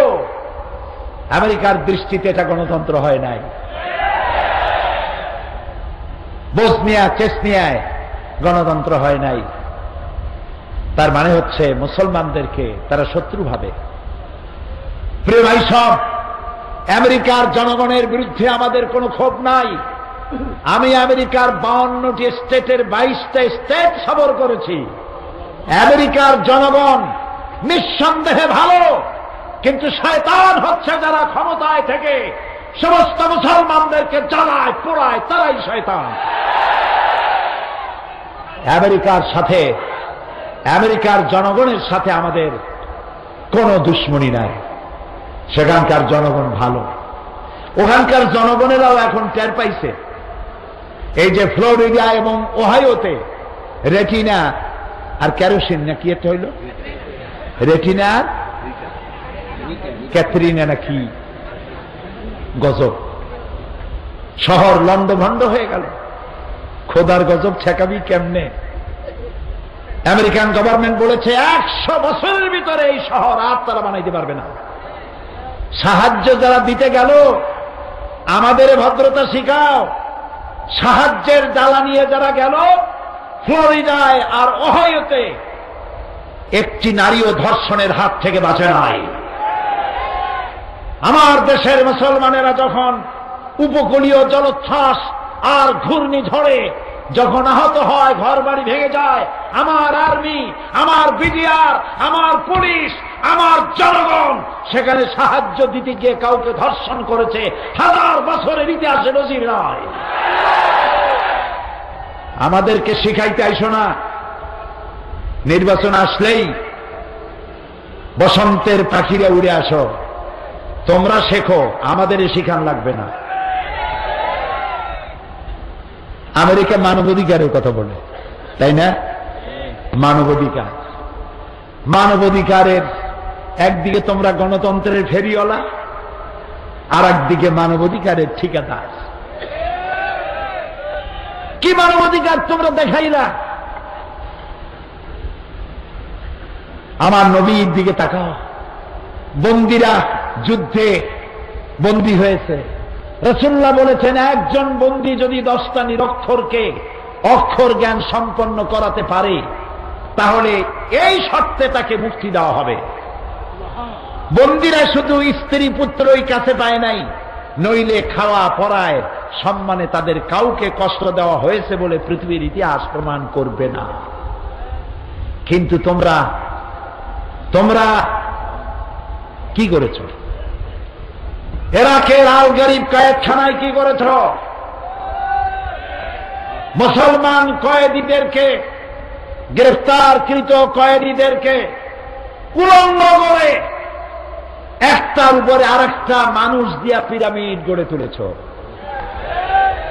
তোমরা উলঙ্গ করে মুসলমানদের গলায় কুত্তার বেল পরিয়ে রাস্তায় রাস্তায় টেনেছ। 70 বছরের বৃদ্ধা নারীকে হাত আর পায়ের উপরে ভুট করিয়া গাধা বানাইয়া তার পিঠের উপরে সওয়ার হয়ে তোমরা হেঁটেছ। মুসলমানদের মুখের উপরে পেশাব করেছ। তোমরাও ভদ্রতার দাবি করো। আমি আবারও বলি, আমেরিকার জনগণের বিরুদ্ধে আমাদের কোনো ক্ষোভ নাই, বিদ্বেষ নাই, কিন্তু তোমরা যারা সরকার চালাও, মানবাধিকারের কথা তোমাদের মুখে মানায় না। লোকেরা সি সি করবে, মানায় না। এখানে কি শেষ? আজও তোমাদের লোকেরা বোমা মেরে ইরাকের মসজিদ ভেঙ্গে 80 জন মুসলমানকে তোমরা হত্যা করেছ। একটা স্বাধীন দেশ ভেঙে চুরে চুরমার করে দিয়েছ। আর কি চাও?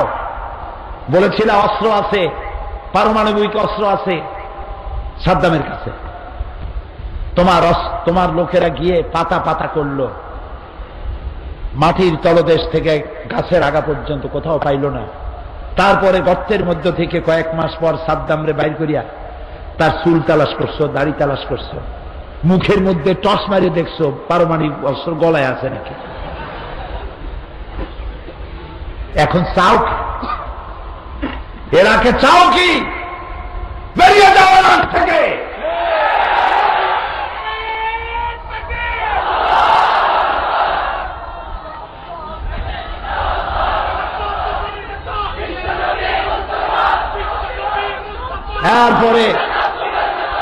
এরপরে গুয়ান্তানামো বে কিউবার বন্দিখানা, এটি পৃথিবীর জাহান্নাম। এটা পৃথিবীর কি জাহান্নাম।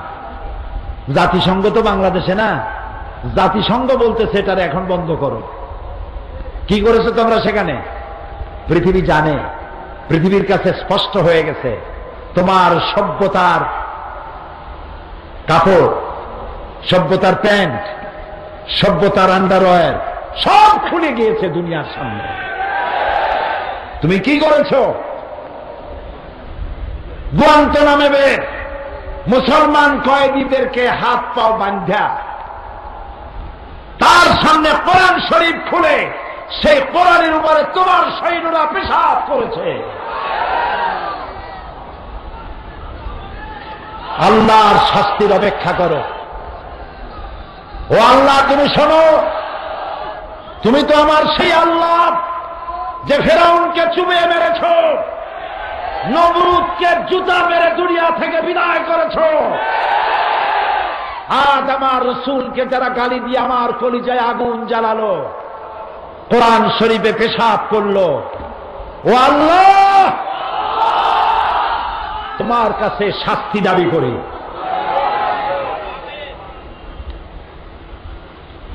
আমাদেরকে মানবাধিকার শিখাইতে আইসো না, আমরা তোমাদের কাছে মাপ চাই। আমাদের গণতন্ত্র শিখাইতে আইসো না, মানবাধিকার শিখাইতে আইসো না। আমার দেশের কোন নেতা নেত্রী তোমাদের কাছে নালিশ করলে তোমরা ফিরে দাও, যে দেশের সমস্যা দেশে গিয়ে মিটাও, আমাদের কাছে নালিশ করতে আইসো না।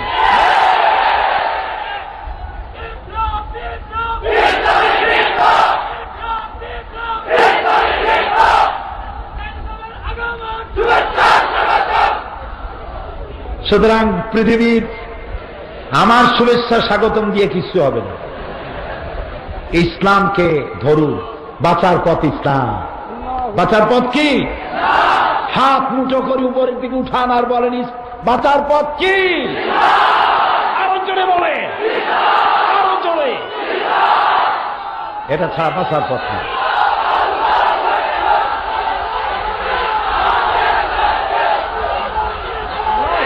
আজ আজ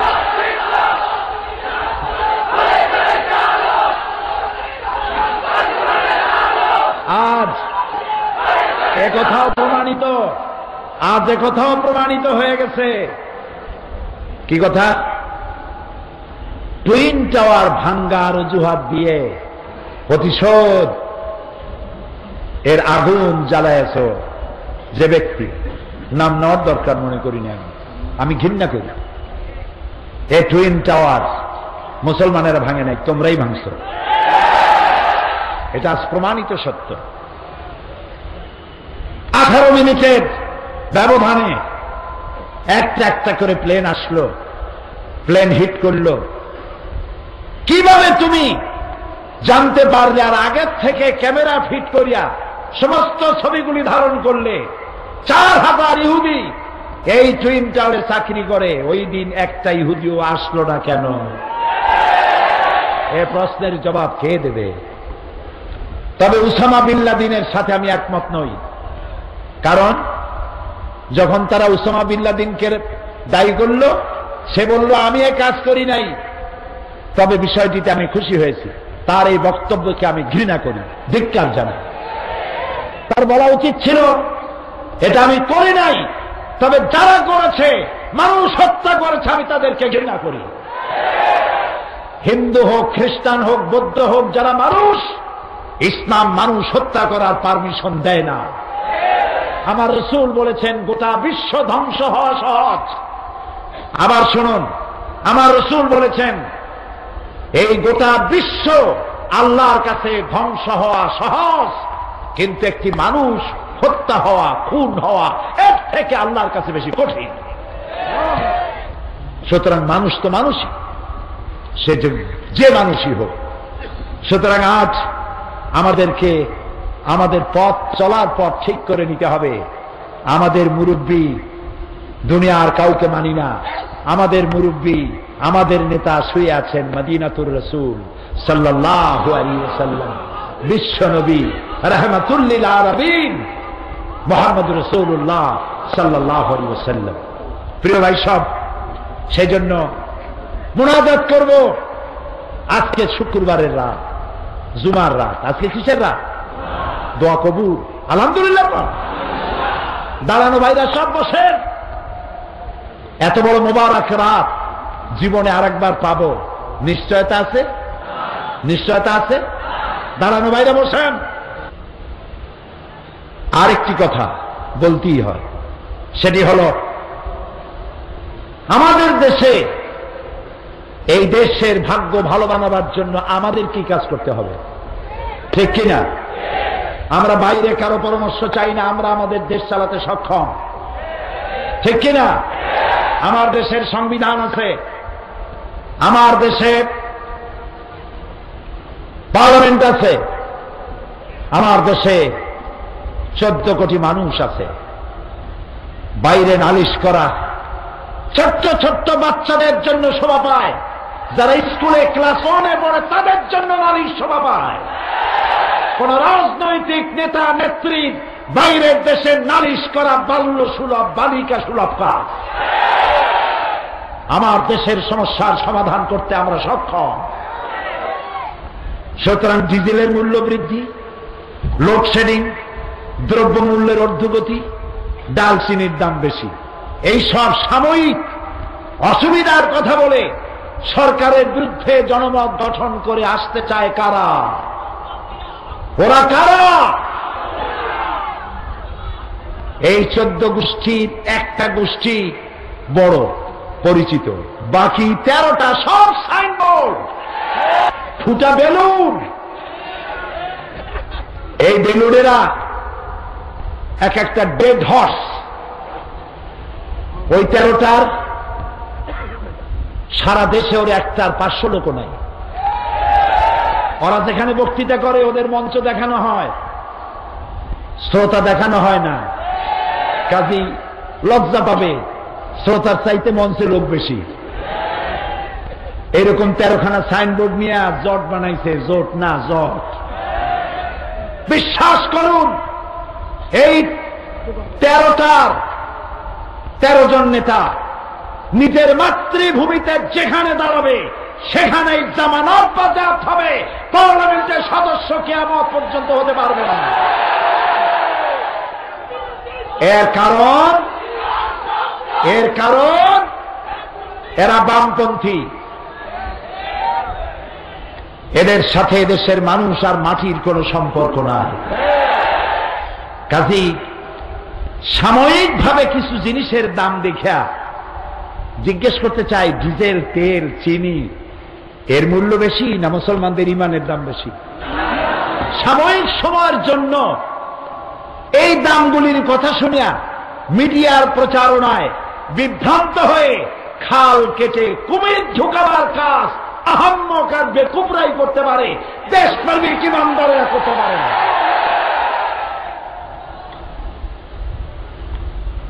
দেশের স্বাধীনতা, অখণ্ডত্ব, অস্তিত্ব আর মুসলমানদের মাথার টুপি আর দাড়ি আর মাদ্রাসা আর পীর আলেম ওলামা সম্মান যদি রক্ষা করতে হয়, যে সরকার আছে একে আবার ক্ষমতায় আনতে হবে। সকলে ঐক্যবদ্ধ থাকুন, আল্লাহর কাছে দোয়া করুন, আল্লাহ তাআলা ষড়যন্ত্র থেকে আমাদেরকে বাঁচাও, ষড়যন্ত্র থেকে আমাদেরকে রক্ষা করো। আমাদের বিরুদ্ধে যত অভিযোগ হয়েছে, জামাত ইসলামী বাংলাদেশের মহাসমাবেশ, সেখানে বিশ্ব ইসলামী আন্দোলনের অন্যতম নেতা শিল্পমন্ত্রী মাওলানা মতিউর রহমান নিজামী যে ভাষণ দিয়েছিলেন, আমি সেখানে উপস্থিত ছিলাম। প্রত্যেকটি শব্দ ছিল এক একটা মণিমুক্তার মতো। সেটির সিডি ভিসিডি এখানে আসছে, আপনারা এটা দেখবেন কত বড় ষড়যন্ত্র চলছে দেশের বিরুদ্ধে, আপনার আমার করণীয় কি, এগুলি আপনারা সেখান থেকে নিবেন। আর টুইন টাওয়ারের মূল বিষয়টা কি সেটাও আছে, আপনারা সংগ্রহ করবেন। আল্লাহ যেন তৌফিক দেয়, বলেন আমিন। আগামীকাল হবে আখেরি মুনাজাত দেশের জন্য। আজ মক্কা শরীফ থেকে কম করে হলেও আমি অন্তত 1 ডজনের মতো টেলিফোন পেয়েছি। কুয়েত থেকে, কাতার থেকে, ইউরোপ থেকে, আমেরিকা থেকে টেলিফোন এসছে। এই আখেরি মুনাজাতে দোয়া চাওয়ার জন্য তারা অত দূর থেকে দোয়া চেয়েছে। আমরা কালকে এখানে সামিল হব, কালকে বেহেশতের কথা শোনাবো ইনশাআল্লাহ। বলি ইনশাআল্লাহ। কালকে কিসের কথা শোনাবো? বেহেশতের কথা। যে ইসলামের কথা শুনলাম, এই ইসলামের উপরে যদি টিকতে পারি তাহলে জায়গা হবে কোথায়? জোরে কর, আল্লাহর জান্নাতে। সেই জান্নাতে রোড ম্যাপ কালকে বলা হবে ইনশাআল্লাহ। বলেন ইনশাআল্লাহ। বেহেশতের কথা শোনার জন্য, কোরআনের কথা শোনার জন্য দলে দলে লোকেরা আগামীকাল এসে যাবেন। তবে কেউ সাথে করে কোনো ব্যাগ আনবেন না। মিনায় কিন্তু ব্যাগের কারণেই মানুষ মরছে, জানেন আপনারা? ব্যাগের কারণে জনমের মতো ব্যাগ, শয়তানরে মারিয়া তাড়াতাড়ি বাড়ি যাবে, মক্কায় যাবে, অথচ ব্যাগ নেওয়া নিষেধ। পুলিশে বলেছে ব্যাগ ফেলাও, সেখানে তো পুলিশ একটা যথেষ্ট। একটা পুলিশই হলো জালালাতুল পুলিশ, সাংঘাতিক। গায়ে গোস্ত থাকুক আর না থাকুক, পুলিশ বলেছে ইরজা, উল্টা দৌড় মারো, আতলা সাইয়ারা, ওঠা গাড়িতে ইলা সিজ্জিল। পুলিশ যা বলবে তাই। পুলিশ বলেছে ব্যাগ ফেলাও, হাজার হাজার লোক ব্যাগ দিল ভালো। এখন যত মানুষ পেছন থেকে আসতেছে, ব্যাগের উপরে আছাড় খাচ্ছে, পড়তেছে, তার উপরে মানুষ, তার উপরে মানুষ, মানুষ মরে যাচ্ছে।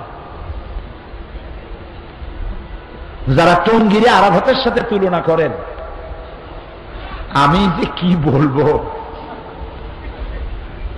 যে ব্যক্তি বঙ্গোপসাগর দেখে নাই, কর্ণফুলী তার কাছে সাগর সাগর মনেই হবে।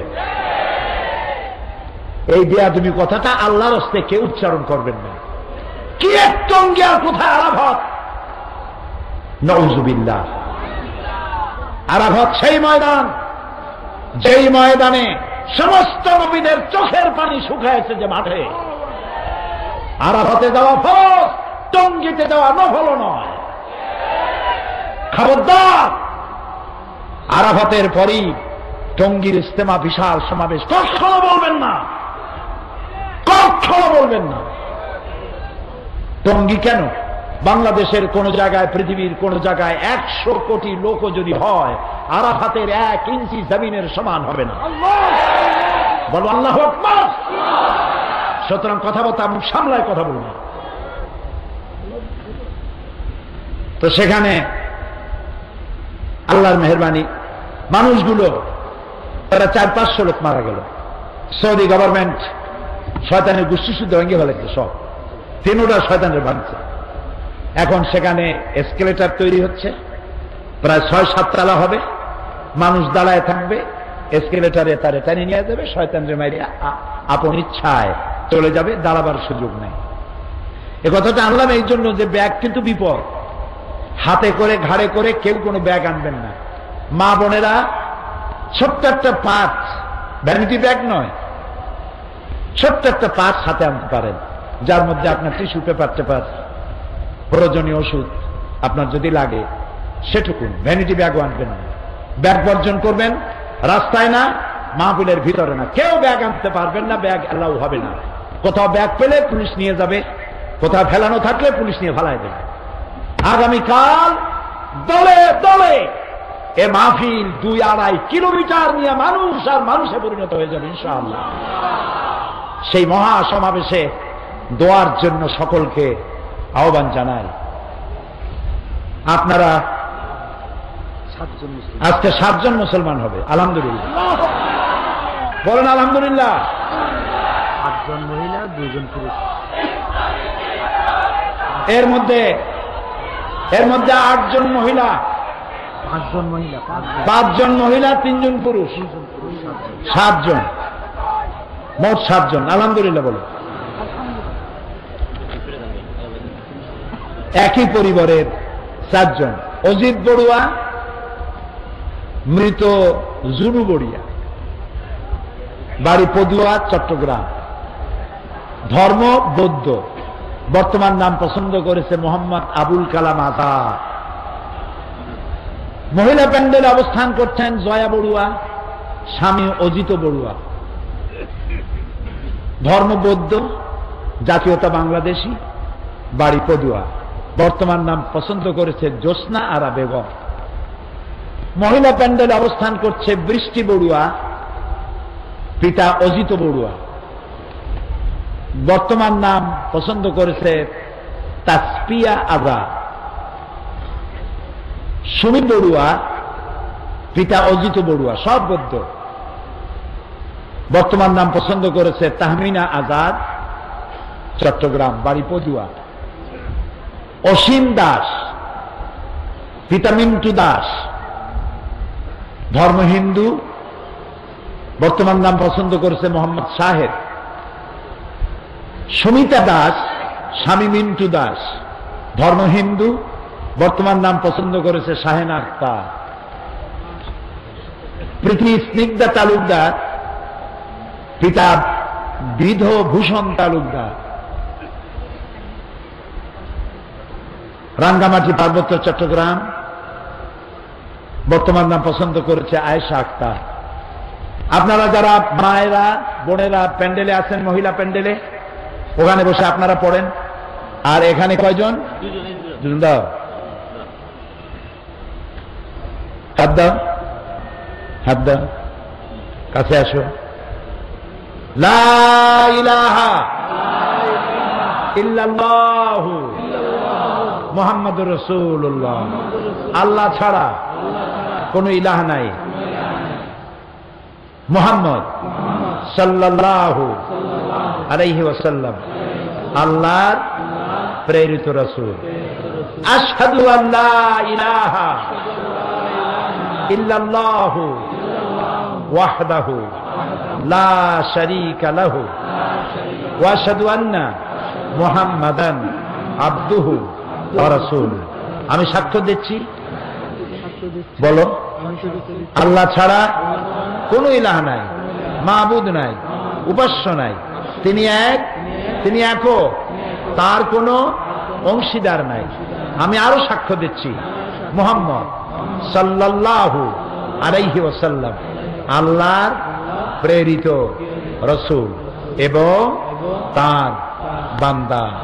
সবাইকে বলো আসসালামু আলাইকুম। আপনারা ওয়ালাইকুম বলেন। বসো বসো বসো। প্রিয় ভাই সব, মুনাজাত হবে, আজান হবে, এশার নামাজ হবে, বা জামাত নামাজ পড়ে যাব। এত বড় জামাত জীবনে আর পাবো নিশ্চয়তা নাই। আপনারা যাওয়ার সময় প্রতিদিন বলি, মৌলানা শামসুদ্দিন সাহেব, সমাজ কল্যাণের সভাপতি, সম্মানিত ব্যক্তিত্ব, সর্বজন শ্রদ্ধেয়, তিনি যেন ঋণগ্রস্ত না থাকেন মাহফিলের জন্য। এজন্য আপনারা সবাই টাকা নিয়ে আসছেন না? আসতে কোন কেন? আলহামদুলিল্লাহ কন। জানছেন তাই দিবেন, চোখ বুঝে দিয়ে দিবেন, আল্লাহ আপনারই দিবে। বলেন আমিন। আর মুনাজাত করে মাহফিলে যাওয়ার সময় কয়েকটি বইয়ের কথা বলতে হয়। একটি হচ্ছে এই সমাজ কল্যাণ পরিষদ প্রতি বছর মঞ্জিল বের করে। মঞ্জিল কোরআন হাদিসের বহু কথা এর মধ্যে থাকে। এত বড় স্মারক, এটার আপনারা যে হাঁটেন, আমি তো বিরক্ত হয়ে যাব ভাই, আমি মাপ চাই, একটু বসেন আল্লাহর রাস্তায়। আপনারা তো যাবেনই, আজান যখন দেবে উজু লাগলে উজু করতে যাবেন, সময় দেওয়া হবে, হাঁটবেন না। এত বড় সুন্দর মাহফিলে আপনি কেন সুন্দর বানান? আপনার বিবেকের কাছে দাবি রাখি, মেহেরবানি করে বেয়াদবি করবেন না, আল্লাহর রাস্তায় বেয়াদবি করবেন না, বাঁশি বাজানো লাগবে না, বসেন। আল্লাহ রক্ষা করুক, আমাদেরকে আদব রক্ষার তৌফিক দিক, আমরা বলি আমিন। এর মধ্যে অনেক মূল্যবান প্রবন্ধ আছে। 80 টাকা খরচ হয়েছে প্রত্যেকটা কপিতে, ছাপাতে, কিন্তু ওনারা চান প্রত্যেকের কাছে কাছে এই বইটি চলে যান। সেজন্য মাত্র 40 টাকা হাদিয়ে রেখেছেন, অর্ধেক দাম। মঞ্জিল, মনে থাকবে নাম? মঞ্জিল। শিশুকে আপনি কেমনে ভালো বানাবেন, সেজন্য শিশুর প্রশিক্ষণ পদ্ধতি, এ বইটি আমার লেখা। এ বইটি বাপেরাও কেনেন, মায়েরাও কেনেন। এখন মোনাজাত হবে প্রত্যেক দিনের মতো। আজকেও বলি, কোরআনের তাফসীর কিয়ামত পর্যন্ত মানুষেরা যদি করে, তাফসীর শেষ হবে না। আলহামদুলিল্লাহ, সুবহানাল্লাহ। কোরআন শরীফের তাফসীর যদি আমরা বুঝি, হাদিস বুঝি আর আমল করি, খাঁটি মুসলমান হয়ে যাব। কোরআন বোঝার জন্যে তাফহিমুল কোরআন কিনবেন। বলেন কি নাম, কি বলেন নাম বলেন, জোরে বলেন। তাফহিমুল কোরআন, এই তাফসীর প্রত্যেকের ঘরে ঘরে যেন পৌঁছে যায়। ঢাকা থেকে বহুত লাইব্রেরি আছে, বই ছাড়া কেউ যাবেন না, বই সমানে কিনবেন আর মাহফিলে সাহায্য করবেন। কালকে মাহফিলে আসবেন, মা বোনেরা তাদের মাঠ, তাদের প্যান্ডেল, রাস্তাঘাট যেখানে জায়গা পান সেখানে বসবেন। মা বোনদেরকে সবাই সম্মান জানাবেন। যে এলাকায় মা বোনেরা বসবে, পুরুষেরা সেখানে বসবেন না তাদের সম্মানের কারণে। মা বোনদেরকে সকলেই আমরা মর্যাদা দেব, সম্মান দেব। প্রত্যেকে প্রত্যেকের অধিকার সম্পর্কে জাগ্রত থাকবো। আবারও বলি, আগামীকাল কোন ব্যাগ, কোন টোপ